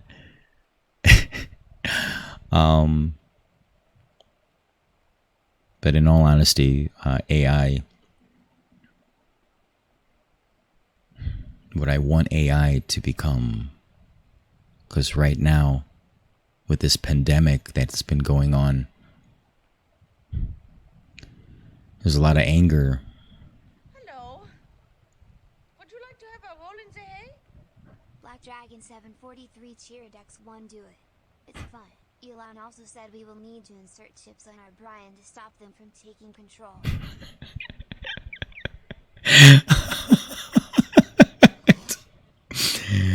Is that so? I mean, something's okay. Look, I'll bounce off of that. Right now, you know, it goes back from the very beginning, like from Roman times. I mean, probably way back than that, but like knowledge is power, right? You've all heard the famous quote, knowledge is power. And that's pretty much the gist of what we're talking about here. Artificial intelligence, knowledge, power. Okay. So to harness that power, I want humans to harness AI in ways of relieving stress. When the pandemic started to slowly fade away and people were finally getting back on the road, what happened? You guys can tell me. On day one, road rage. People bitching about the masks. People believing that it's a conspiracy, and people having riots, cops killing people, shooting people in the back, for God's sake. Lockdown Everybody's cool. Everybody's at home, chilling, reading stories to their kids, doing stuff that people haven't done in years, and finally being able to do it with their families. As soon as they open the doors, saying, okay, it's okay to go out, people went batshit crazy. But what if we had AI? AI to relieve the congestion of driving your car. People get mad with all the e-cars, you know, all the self-driving cars, all the artificial intelligent cars take you to, you know, point A to point B without you even without you even having to steer the car or hit the gas pedal or the brake or turning signals. What if the whole world was, you didn't have to drive no more? No more road rage. You get to your destination in minutes.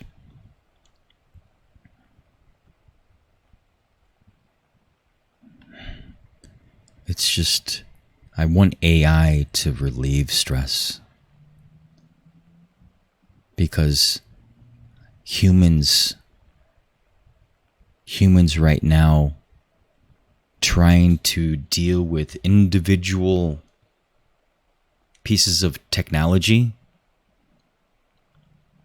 are accidentally developing a bubble around themselves.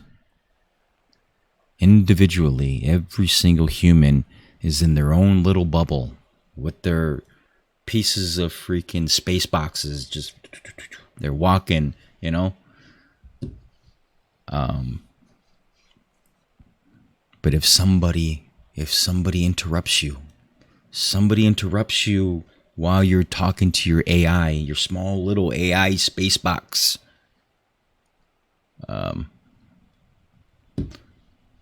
you freak the fuck out. People freak the fuck out.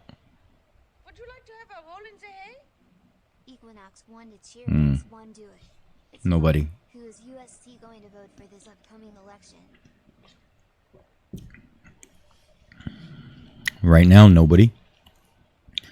But did you guys see Did you guys see what Trump said? He said something that made me sit back in my chair and said, well, well, well. Now ain't that some shit? So the comment was, or the article stated that Trump desires to have Joe Rogan moderate the his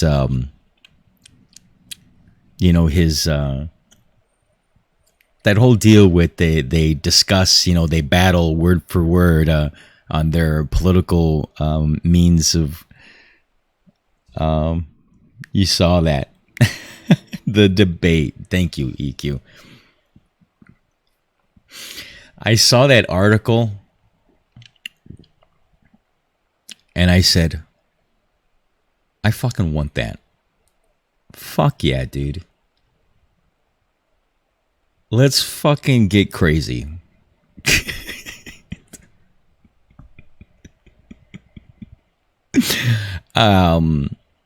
At this point, man, you got one dude who don't give a fuck. And then you got the other dude that if he becomes president, he might fucking die in the first year. Just die of old age. Joe Biden, you look at him and he almost looks like maybe like a puppet, and somebody's helping him move his jaw up and down and somebody's maybe moving his hands. Or like he's a robot and somebody's freaking pressing the button. Okay, press Joe to talk. Let's see who can. Yes, Kanye West is still in the running for president. But with that, if Kanye was sitting here with me right now, I would have the balls to tell him, you know what, Kanye, man?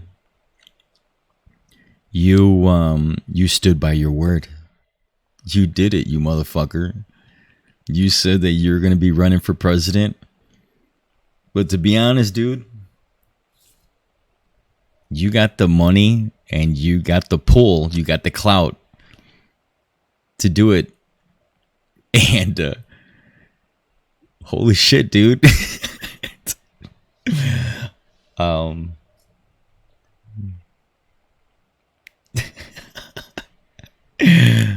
Yeah, I can imagine that, Black Dragon. Yeah.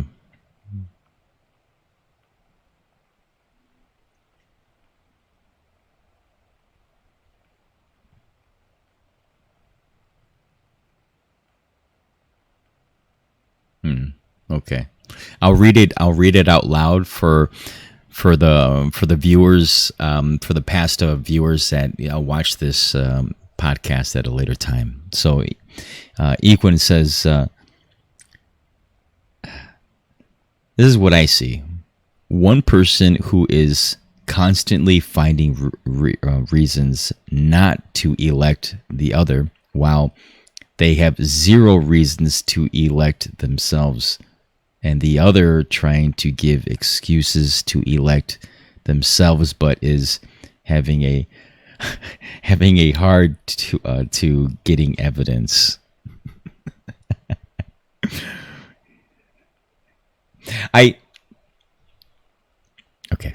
Okay. Black Dragon is. I get that, dude. Okay, but okay, let me help you out, Black Dragon. This is a podcast. Okay. Eventually this podcast could be on iTunes. It'll be on YouTube.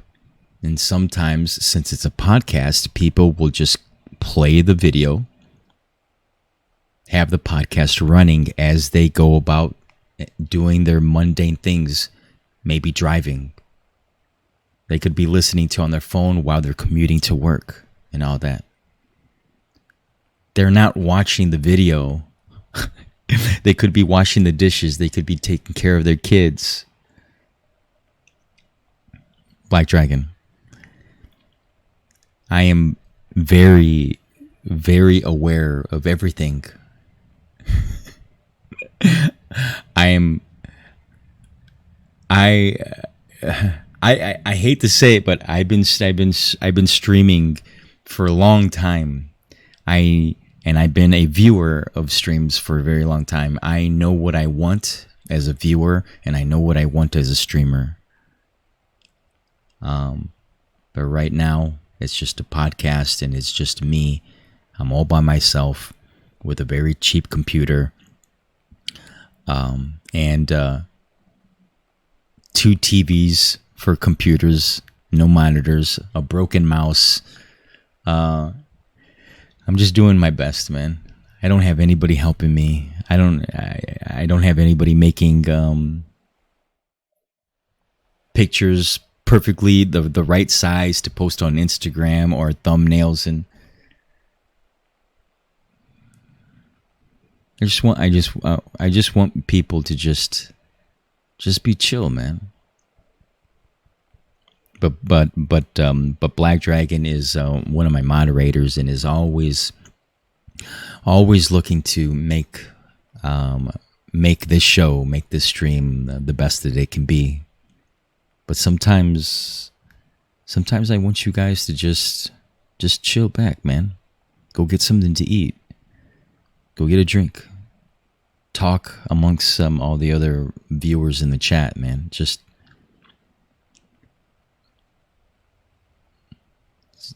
it'll be okay. It's going to be okay.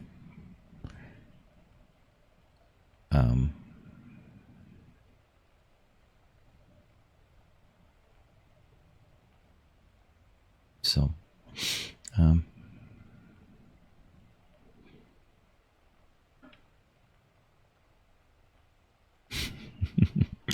it seemed I'm finally reading all the comments in the chat, and it seems like everybody was kind of answering the question.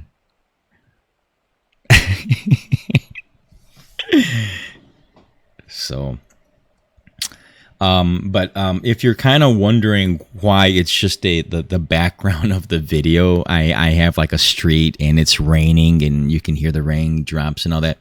The reason why I'm just showing this and not playing any kind of like background music at a very low volume is because of the last two podcasts that I loaded. They've been claimed.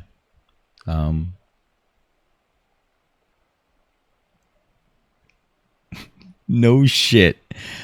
I'm reading one of the comments once again from Equin, and he's saying, "Bro, I'm sitting in an inner tube, just floating down the Mississippi, watching your show on 5G and sipping on a Bud Light. What do you mean, just chill?" Now that boys and girls, that's how it's done, man. And so in so many ways, man, I want people to just slow down.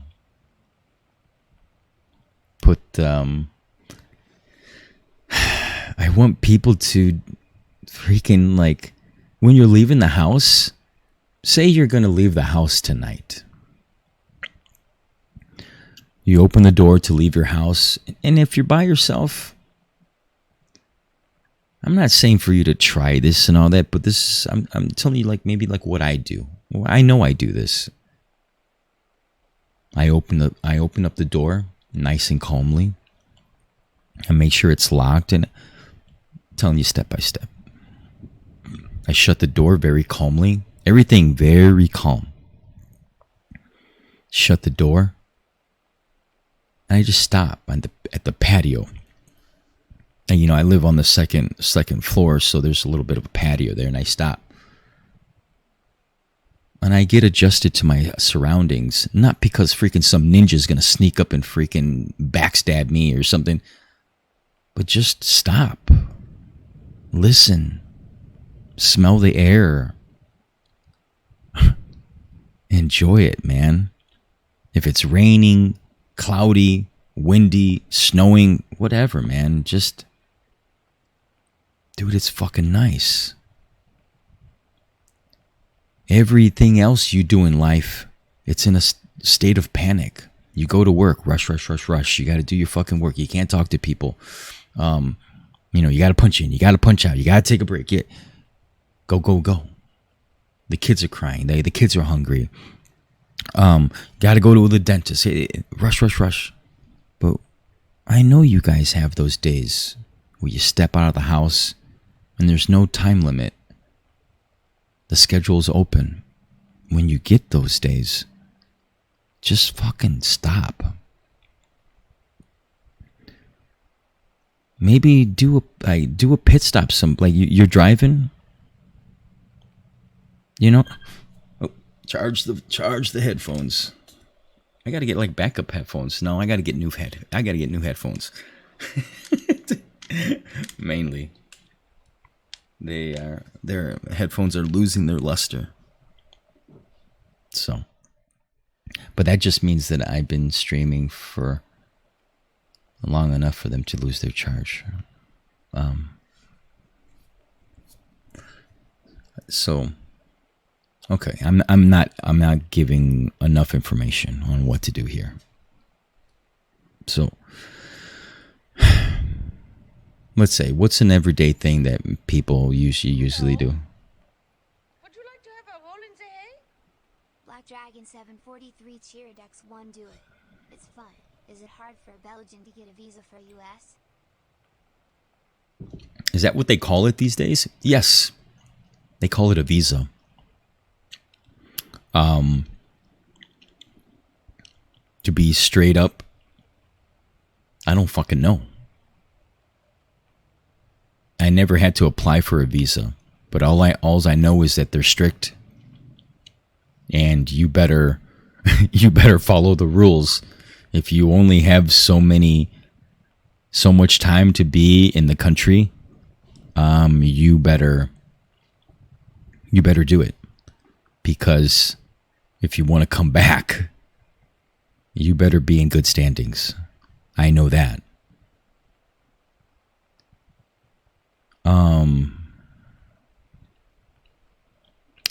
The only type of visa information I know was because I watched a lot of b-boy dancers. I watched a lot of tournaments.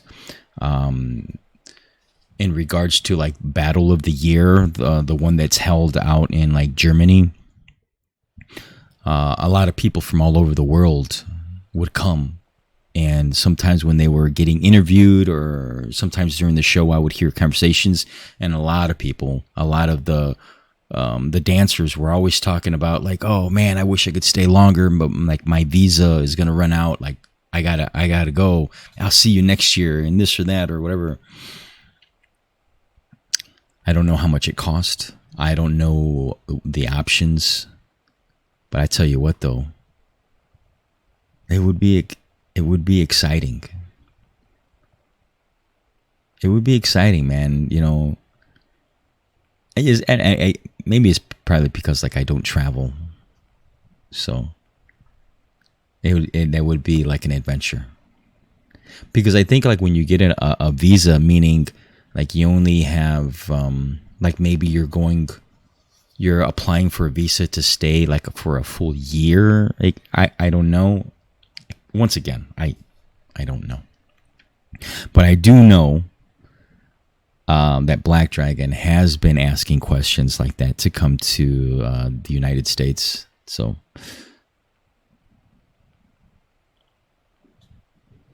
90 days, Ava says. You can apply for one for 90 days. What is that, like 2 months? 2.5 months? No, that's 3 months. Wait, four? Is it 4 months? Yeah, not 3 months. Like, once again, I'm not a mathematician.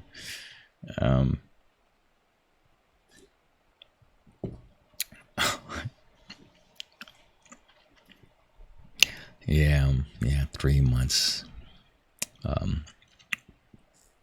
Wow. So going back to that, freaking slow down, take your time, man. Oh, the internship. Yeah, that is right. That is very good. That's amazing. Yeah. Okay.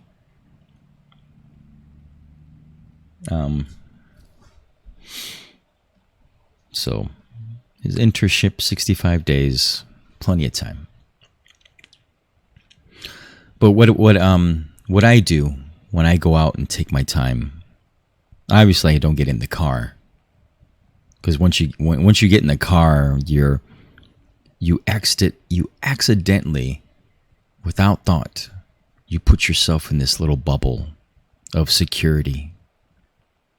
But when you go out for a walk, so every day when I get off of work, I make that a priority.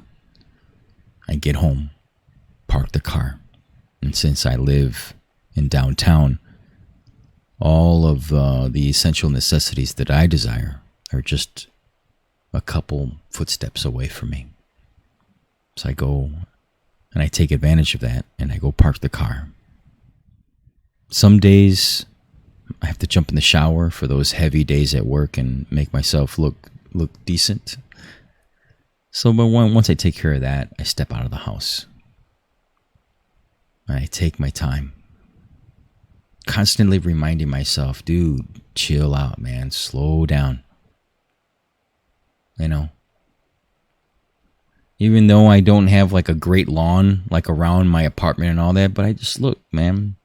Look at the grass, look at the trees, look at the squirrels that are zipping by me as I'm coming across their path and all that, and just appreciate things.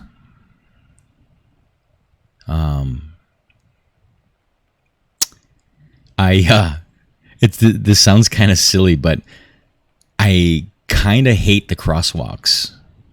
I hate going to the crosswalks. Yeah, sometimes the buttons don't work. You hit the button for the crosswalk, and you ever get those ones where it has the button in there, but it's so deep inside that when you press it, it feels like you're pressing rubber, but the rubber touches something so metal. It's almost like they took the real button out and it's just the rubber casing. So you're just pressing it up against dead metal. Got you, man. Okay.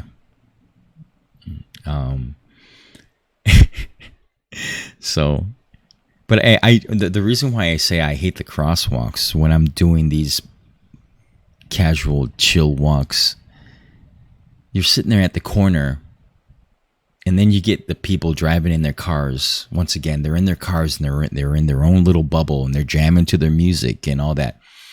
They might have their window down, and then they look at you. You know, nonchalantly they look at you. And I do this thought too when I'm in my car and I see someone at a crosswalk. Because I'm in the goddamn car, I say to myself, just on pure accident, it's just like habit, I say, damn, man, they gotta walk. Like, for some reason, I assume that, like, they can't afford to, like, buy a car, or they gotta walk. Oh, man. I hope they don't have to walk far. So what I'm trying to say is, when you're in your car, when I get people looking at me as I'm walking,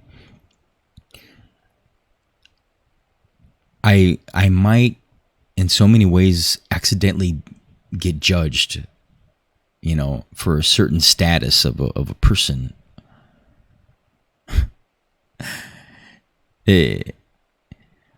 And Black Dragon 743 Cheeridex 1, come here and give me a good night kiss. Just kidding, no homo. I didn't even read the full message, and for some reason I already knew that just kidding, no homo was going to be right after it. Swear to God, I just looked at the first two words of the sentence.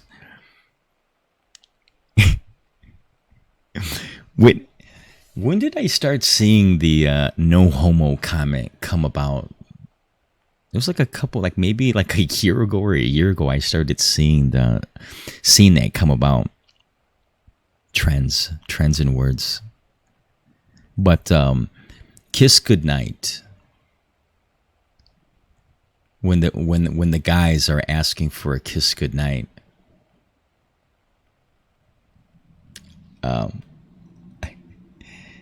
Saturday Night Live, to be honest. Okay. But hold on, let me try to figure out something to do in regards to when the guys want to kiss goodnight. What could I do on the live stream that would be like macho like?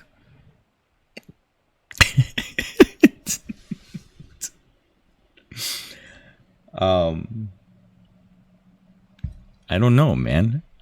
I would like to think of something, you know, because in so many ways, you guys, for someone to go out of their way to throw a bit out, to do a bit on the stream, to do a cheer, and to write out a complete sentence like that, that's their way. That's a viewer's way of saying, I don't want to go, but but I do have to go. But I want something. I want a last memorable goodbye. In so many ways, I'm thinking. That's what I think. In this case, it's with Black Dragon. And and now Ava wants a kiss goodnight. I gotta figure out something. Maybe I should do a video, like a GIF. Maybe I should do some kind of funny little GIF where I am kissing. I don't know. And then you guys can trigger it.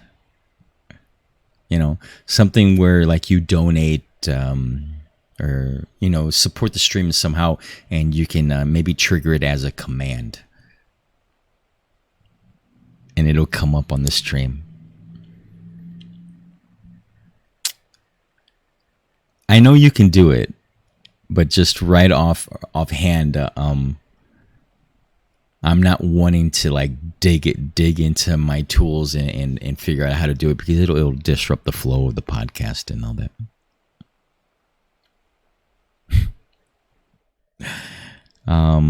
But I haven't forgot what I was trying to get at, because Equinoxide had said that, you know, he's on a river, you know, sipping on some beer and floating away aimlessly into Neverland. And I've done that before. And the feeling of being on a tube and having a beer and letting the river take control is almost exactly on what I'm getting at. When you step out of the house, when there is no rush. Yeah.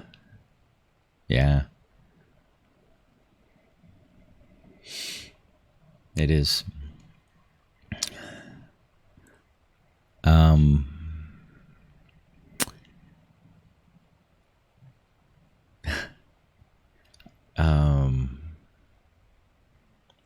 The concept of that river just letting, you know, taking you is what I was kind of getting at. Like when you go out for a walk, you know. Uh-oh. Oh, yes. So I have to read this one out loud for the listeners on YouTube. So, but Equin eventually had popped into the chat and said, "All right, I need to go.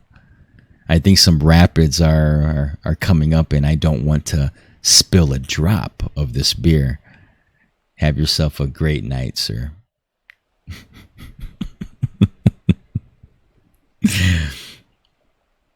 I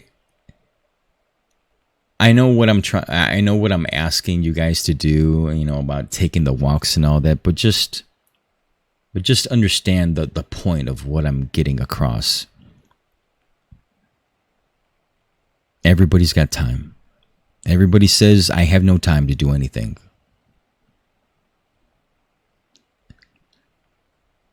You have time. And whatever it is you desire to do. But I'm talking about like that time when you're by yourself and you're in control of everything that happens. The kids are asleep, you know, the husband's away at work or whatever, you know, when you got time just for you.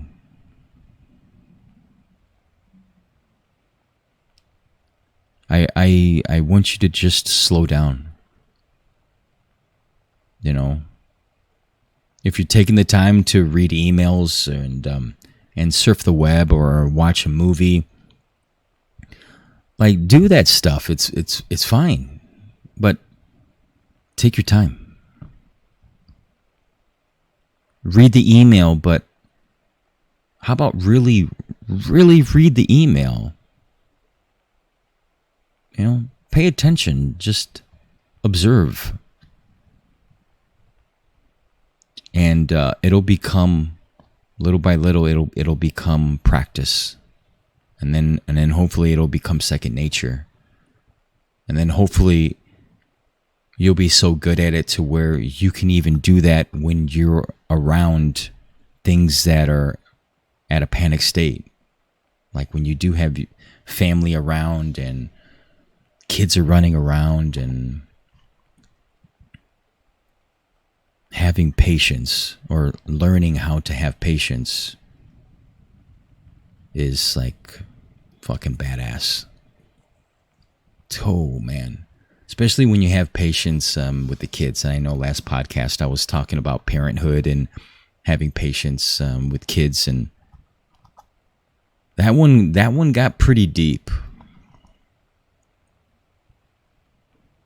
But my way of getting to the point of how parents teach their kids, I was more in regards to talking about when kids are very, very small, when they're just learning how to walk.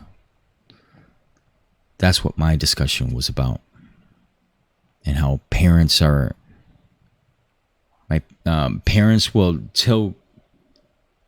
give a child a cup of water, a sippy cup of water, and they train them. It becomes habit to know that the cup is plastic and it's in a sippy cup and the water never spills. They can play and then the cup will tip, and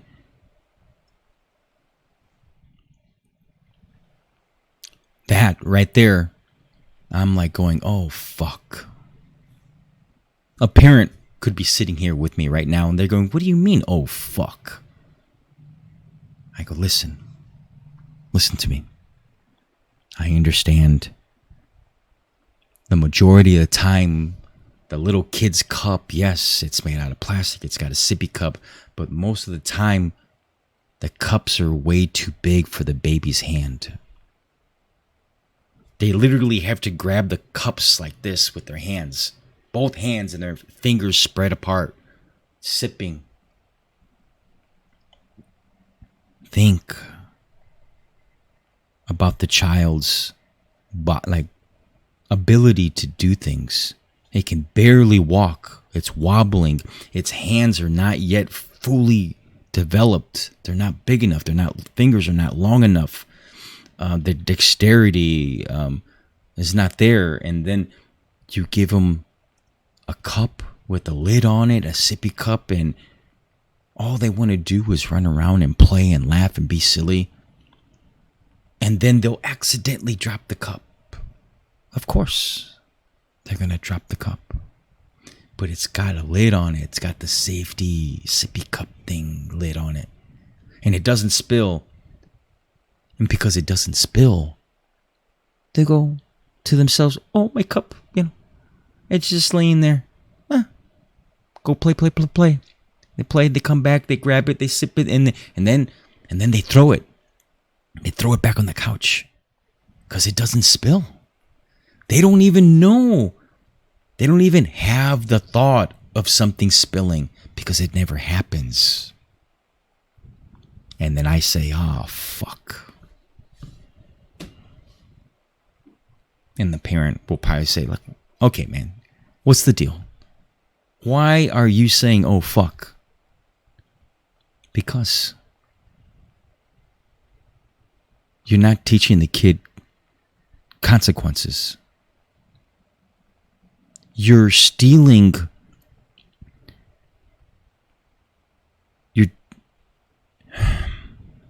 you're stealing the chances of them learning about accidents, situational experiences that could possibly happen. Look at it this way. And once again, man, I'm no parent, but I'm looking, I'm paying attention. Look at the big picture. if you gave a kid a glass, yeah, it's glass and it could break. But you're the parent. Sit down. Sit down with the child. Handle the glass. And back in previous podcasts, I was saying, like, give them a little shot glass and pour a little bit of water and slowly develop. Teach them for a bigger glass, the biggest glass, whatever. But during these times of training them to handle adult objects, it'll teach them to calm down.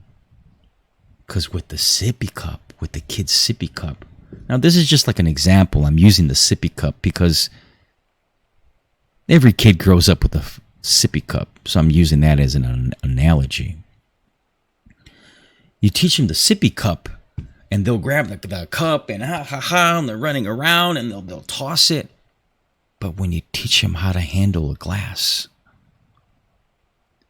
they goof around one time, spill, crying, mommy, I'm a little water all over me, and then maybe it'll break.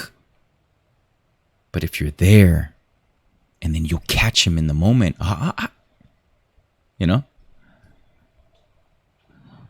I almost killed myself by accidentally several times when I was a kid, and now really CR. But maybe you guys will see my point on what I'm saying. The child will understand when there's a time and place to be silly. They'll want to play. They'll want to play with mom and dad or some of the neighbor kids and all that. But then they've learned how to handle a proper glass. And then they'll go, oh, I want to play. And all of a sudden they'll have the glass and they'll go, and they'll put it down nicely. But if you keep on giving them the sippy cup, they'll have the cup and go, oh, play. Play, I want to play. Fucking toss the freaking plastic sippy cup behind their back. And then when they grow up to be adults, they won't develop any etiquette skills. They will eventually, but it'll be at a later point in their life. But half of the time, they'll be judged as irresponsible and clumsy and someone that doesn't care about things. They'll treat things very barbaric-like. They won't learn how to cherish things properly. Once again, a parent could be standing next to me and they'll be like, Adam, you fucking take things too fucking serious. Okay. You're the parent. You know what's best.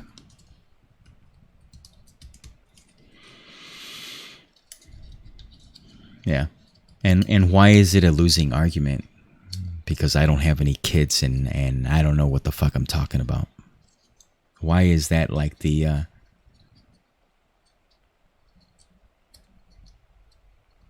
don't know. I've never been in a heated argument like that before with anybody. But why do parents always have to defend themselves with that like approach? Like, what's the other thing that gets really defensive? And I know this is going to throw the conversation into a curveball, which is fine because this is what the podcast is all about. An argument between a woman and a man. Okay. And all of a sudden the girl says, man, you got a small dick. Fuck you. You freaking 1 minute man. What, they'll hit him. They'll start throwing in the freaking low blows, And of course the guy will say the S word and the B word, to him. They'll just both be throwing low blows at each other when it gets into a heated argument.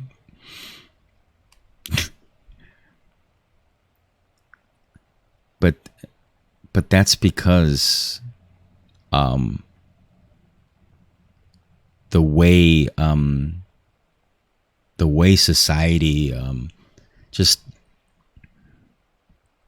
it raises kids in such a generic fashion. And what I mean like in a generic fashion, meaning like it's just like a factory.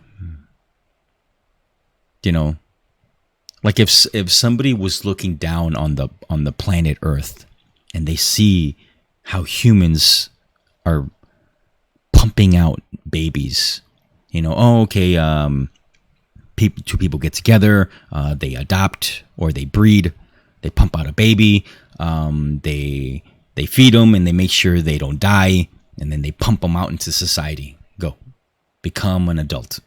Just pump them out like a factory. Pump, pump, pump, pump, pump, pump, you know. And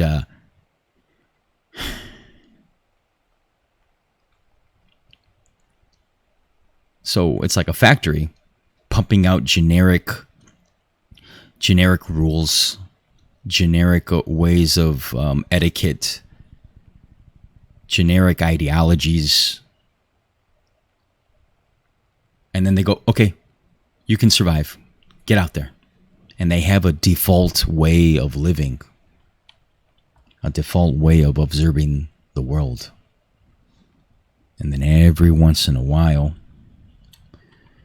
you'll get the two parents that are patient.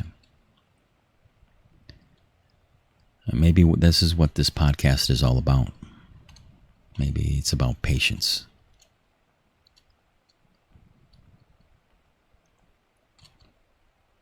And a lot of parents will, argue with me. Okay.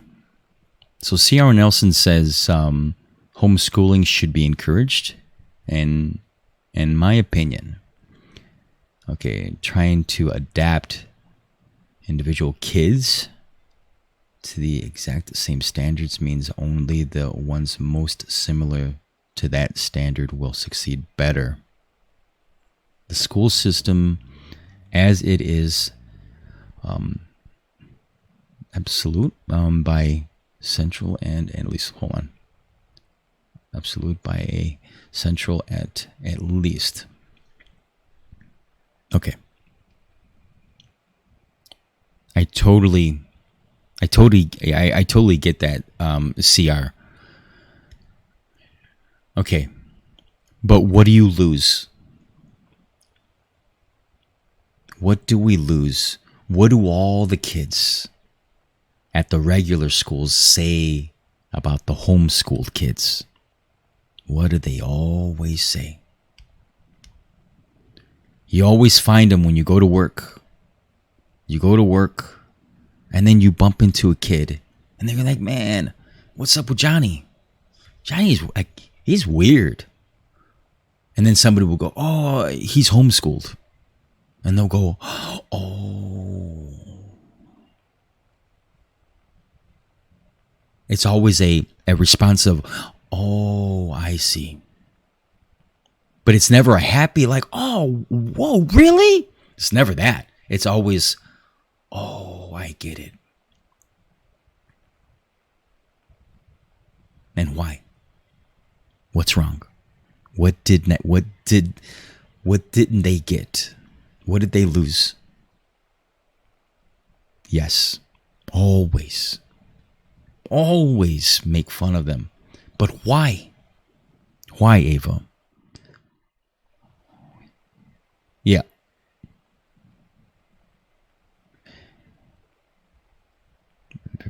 On the outside. No, CR.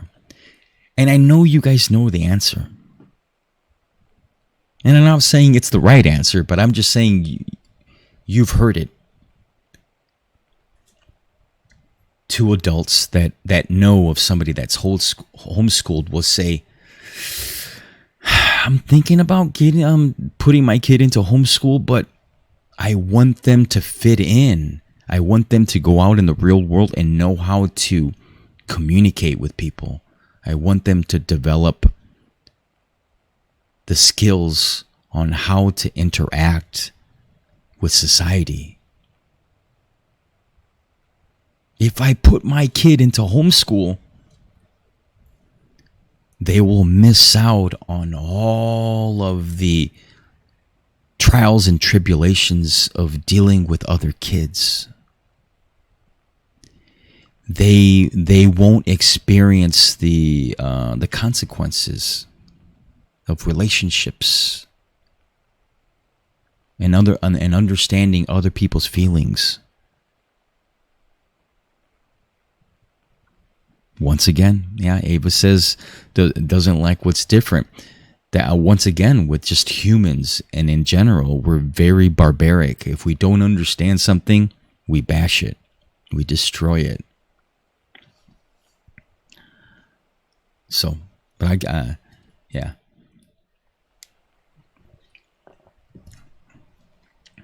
Let's see. CR says, homeschooling doesn't only mean you will have to train your kids at home. There are homeschooling communities, people schooling their kids outside of the public schooling system. Sure. CR Nelson is speaking all truths, but it's just the majority.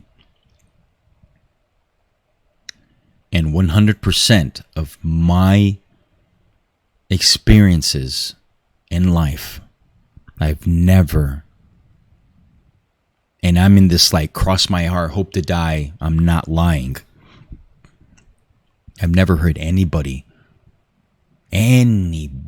say, oh, he's homeschooled. Dude, that's fucking badass. Like, I'm gonna go talk to him. I want to make friends with that dude. Like, it's always like, oh, that's Johnny. Don't worry about him. He's homeschooled. He acts kind of weird. Never saying that they're stupid, or never saying that they're dumb or smart. It's just their behavior on dealing with talking to people is what is disruptive. So that's a tough one, man. And I've overheard discussions of parents, having polite conversations. The father wants them to go to a public school, and the mother wants them homeschooled. They can afford it, they can do it, and they're having their give and take arguments, the pros and cons, and it's so frustrating, man. It's like I just think, like, poor kid, because the kid has no control. That's Johnny. He's got better results on the SATs. I had to take a grade twice, but he's stupid because he's homeschooled.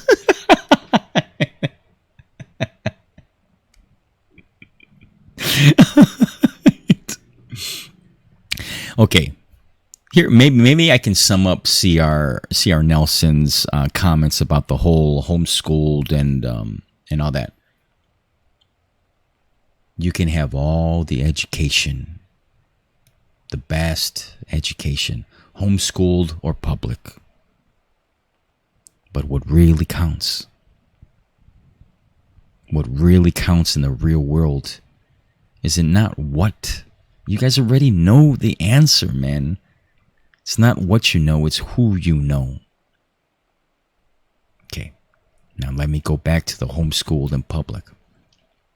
When you're homeschooled, the chances of you knowing people gets diminished. Okay. The chances, the availability, the opportunities are lower when you're in public school.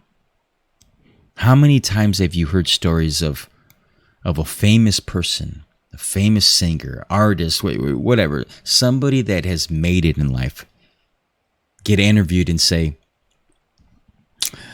I just happened to go to school with a famous movie director.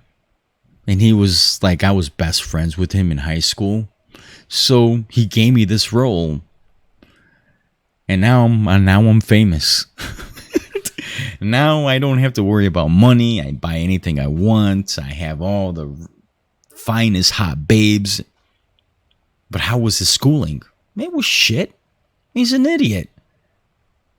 But he knew somebody. Okay. Let's look at the streaming. Let's look at Twitch streaming right now. I'm streaming live on Twitch right now. Okay.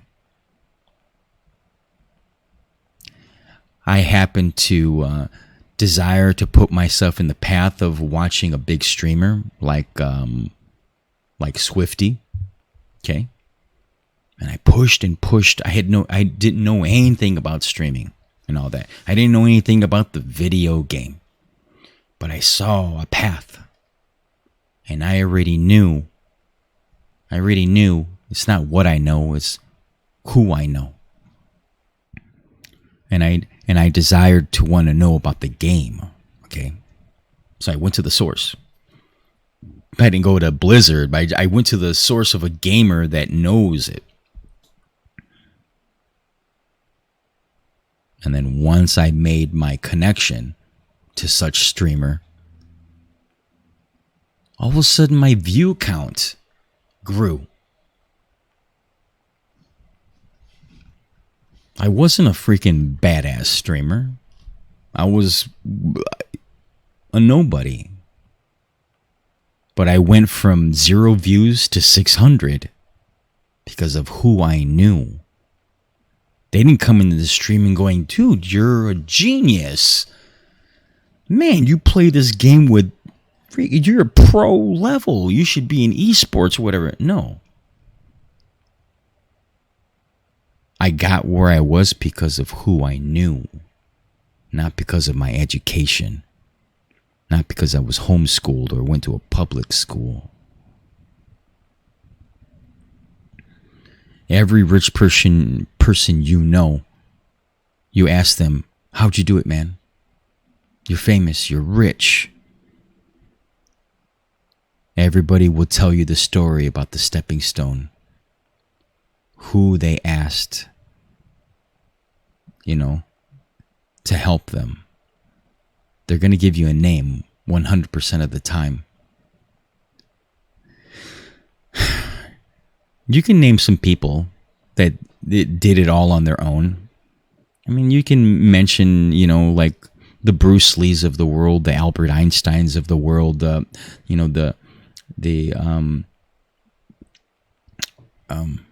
can name people that just on their own, they practically became successful with their own hands.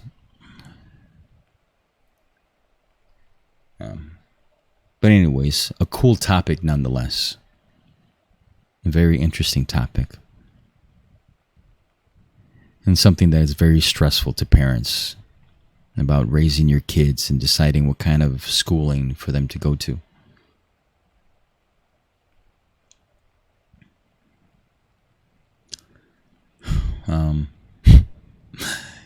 I even overhear those conversations of like, shoot, back in the days, back in the homestead days, back when the United States was just starting to become a country. What were parents doing in those days? They weren't thinking about education. Think about it. What were they doing?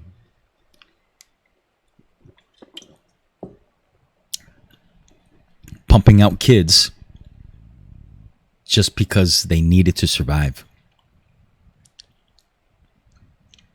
A couple would say, we need to get a plot of land. Let's start a farm. We're not going to make it, just you and I. You know? So they produce children so the children can grow up and run the farm. Oh, nice. You got names. C.R. Nelson is providing some names here. Let's see. Ryan Gosling, Christina Aguilera, Jamie Anderson, Justin Bieber, Miley Cyrus. Yeah, there's some freaking. It's an epic list of people who did it. But okay. But at the end, all homeschooled. Okay, and now that you say that, they all got problems. They all got drama, social. They all have social problems. I don't know all the stories on, but I can name a few. Justin Bieber in particular. Justin Bieber has crazy. He doesn't know how to handle public. He doesn't know how to handle his fans. He's already been in so many situations where he's caught on film where somebody, a random fan, knocks on his car window. He's in the passenger seat, but they stop. You know, Justin Bieber is a cool guy. He's a nice guy. We all get that. We understand that. Okay. Okay. I get it. Okay. C.R. Nelson is like trying to put the stamp on homeschooling is fucking badass. I get it. Okay. But the thing is, you're not pointing out that they don't know how to handle dealing with the public. They're smart, they got talent, but as soon as they walk out of their bubble of the people that love them and care for them, as soon as they walk out and deal with a random viewer or like a random fan or just a random person, they fuck up. They don't know how to deal. They don't have the experience. Okay. So me going back to Justin Bieber, there was a couple times where he got arrested because he punched a fan. He destroyed like a camera, like from a passerby fan, take a picture of him, and he freaks the fuck out. Grabs the phone, chucks it on the floor, punches a fan. You kidding me? He's homeschooled. Okay. I'm just getting into the yeah. From the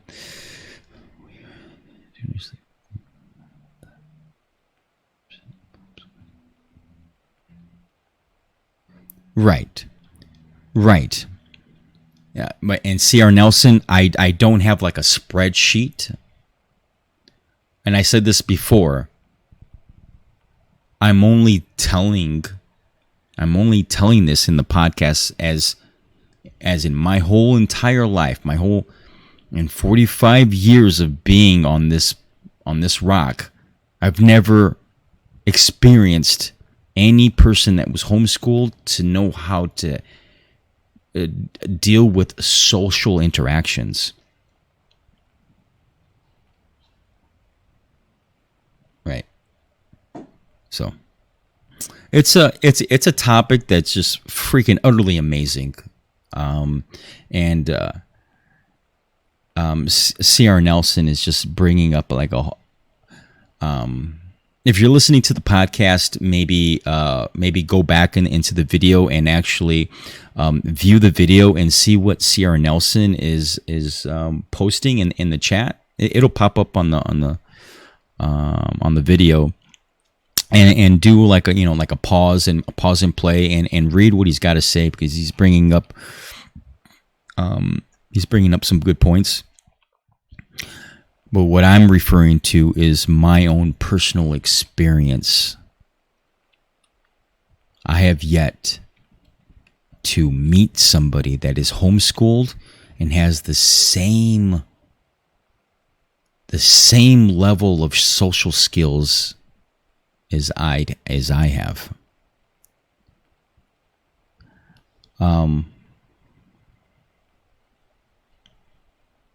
Yeah. Anything is harmful. We can get off the subject. To be honest, Sierra Nelson, we can. I mean, it'll be like an endless debate of just, and it'll just it's getting to the point where it's just the topic is not.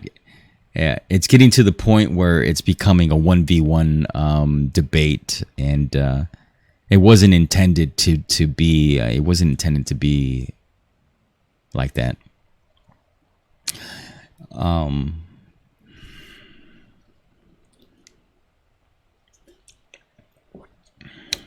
guess the one topic.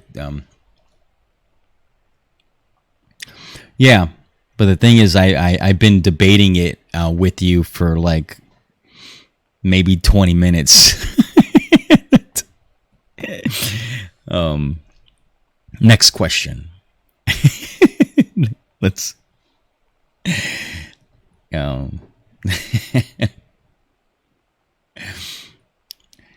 I guess I should also throw in, just for shits and giggles, is just a reminder that if you'd like to change the subject during the live stream, support the stream and donate. What's the amount to donate? Minimum $1. Whatever. Yeah, show some support, man. I will talk about anything. I'll try to talk about anything.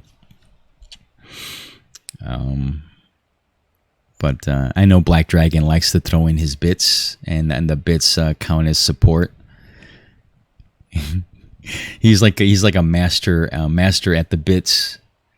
I haven't done the whole I have. We're trying to gather bits as currency. And 100 bits I think is still an equivalent of $1.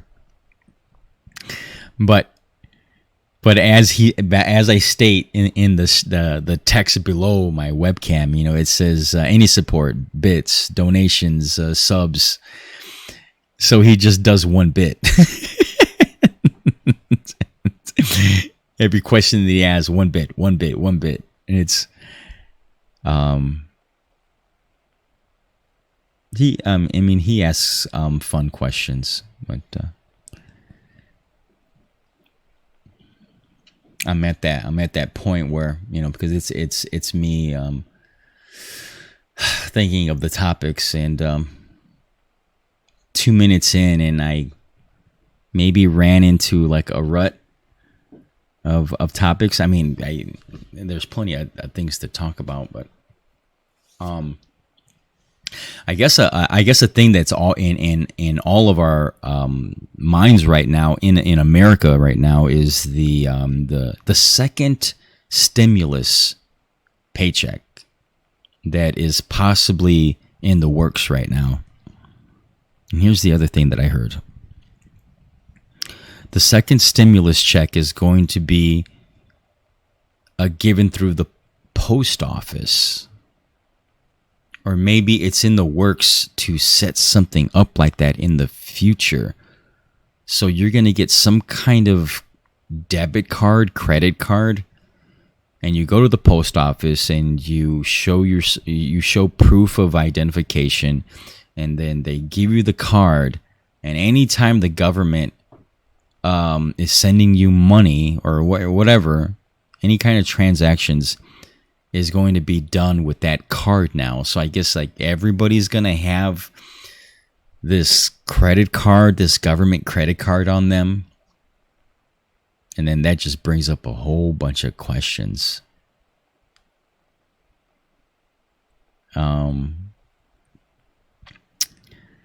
Yeah. I mean, is it another form of like how to track you? You know, how the government can track you now, know exactly where you're at now. another form of tracking you. And then maybe that's just another way of figuring out the census, keeping track of how many people live in a certain populated area. Like who knows? Like I haven't done my researches. This is just word of mouth through YouTube videos, and so I still have my first stimulus check. So I'm kind of questioning, just for the fun of it, should I hold on to it and wait for the second one and splurge on something? Because I didn't need the stimulus check. As I said, I live a simple life and I don't go beyond my means, and I don't have mouths to feed. So it was just money that was given to me that was just extra. Of course, I can use it to like maybe fix some things in my car.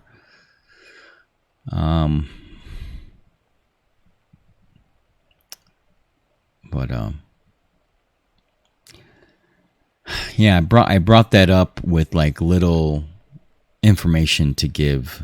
So, but I did want to mention it, talk about it.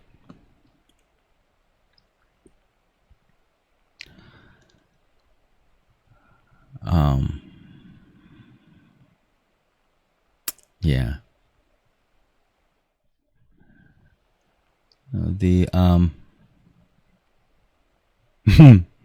Okay. Sierra's saying that that the vaccine will be tracking things, and the proof of vaccination as an access card to be able to use airplanes and so on. I was told here in the United States that by the end of October, everybody should be updating their license, their driver's license, because I guess there's gonna be a new thing that they put on the driver's license to prove identification. I guess it's going to be like a better version of like a passport. I'm not sure. That too, like I don't know proper information on too. It's just word of mouth. But the vaccine, I haven't. Do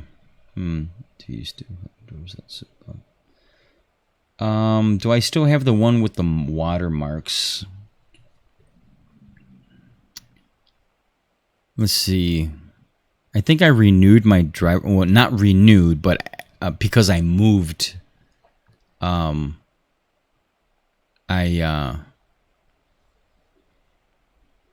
need to update my driver's license because I did move. Anyways, kind of a detailed story on the driver's license renewing thing, but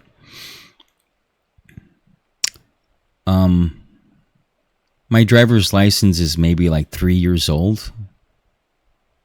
Maybe, yeah. So it probably doesn't have some of the new stuff. I know when I renewed my driver's license, there was one thing missing, or people were saying that there was something that I don't have, like a star, or I don't know what it was, but they were saying like, dude, man, you got to go back and go get it, because if you have that on your driver's license, you can get on airplanes faster. You don't have to show a lot of proof with papers and all that. So maybe that's what C.R. Nelson's maybe talking about.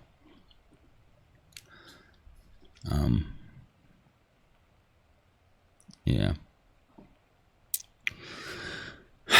Well, I mean, I'm open for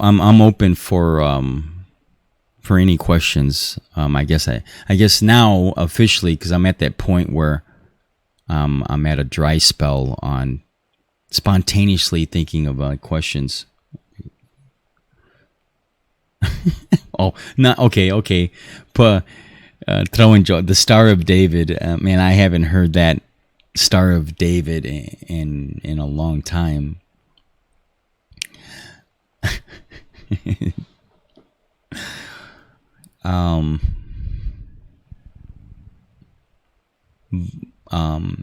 Lately people have been asking me to change the questions or change the topic.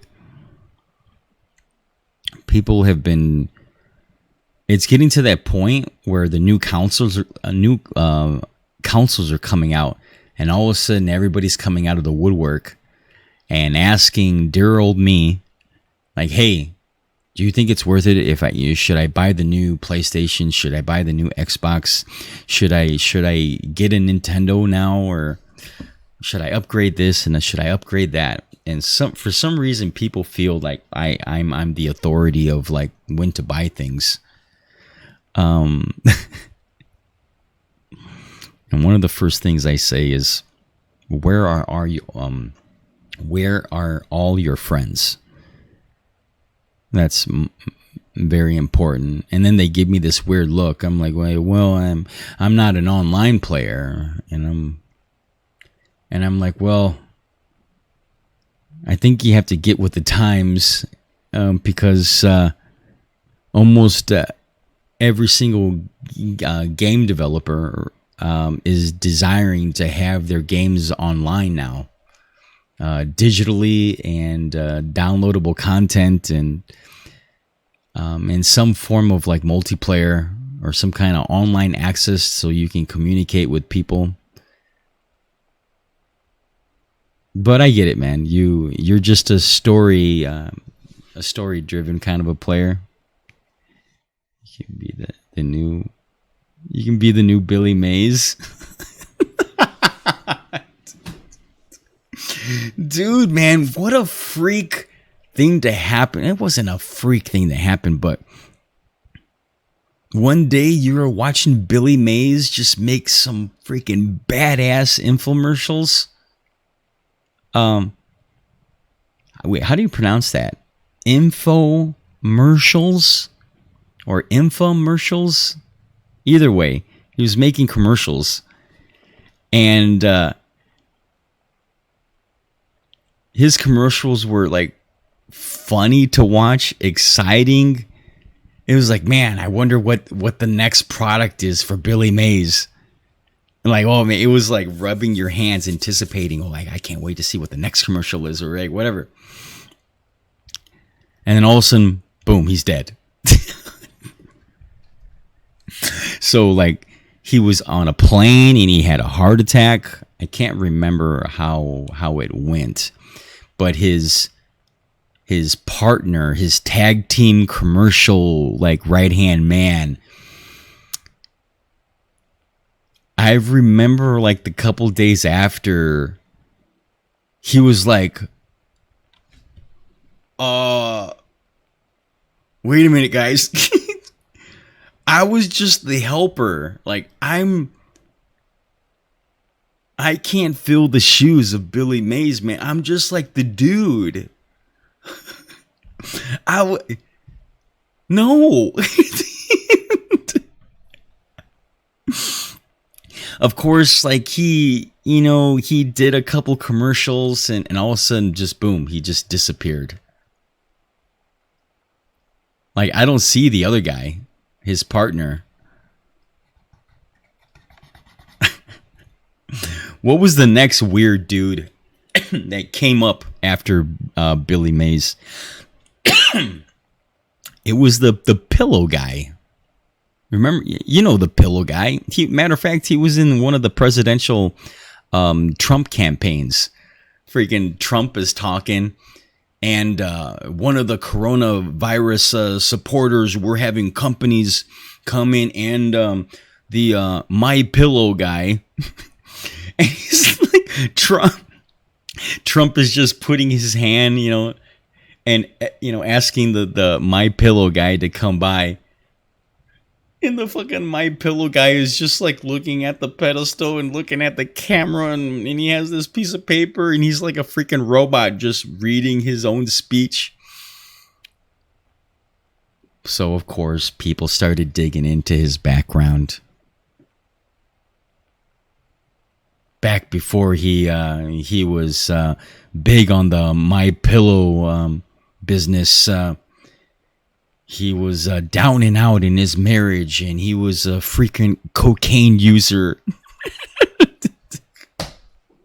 And then they freaking would show pictures of him, like, look like he freaking was on a three-day drinking binge, and oh man, it was.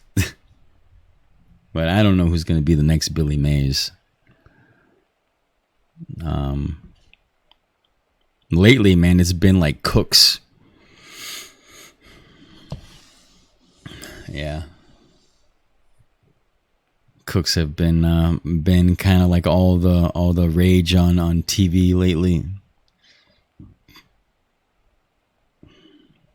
But I don't know. I've been usually doing like 3-hour podcasts, but this is going like on the 2-hour podcast, and I'll call it a day on this podcast. I'm not sure. Yeah, we'll call it we'll call it here, boys.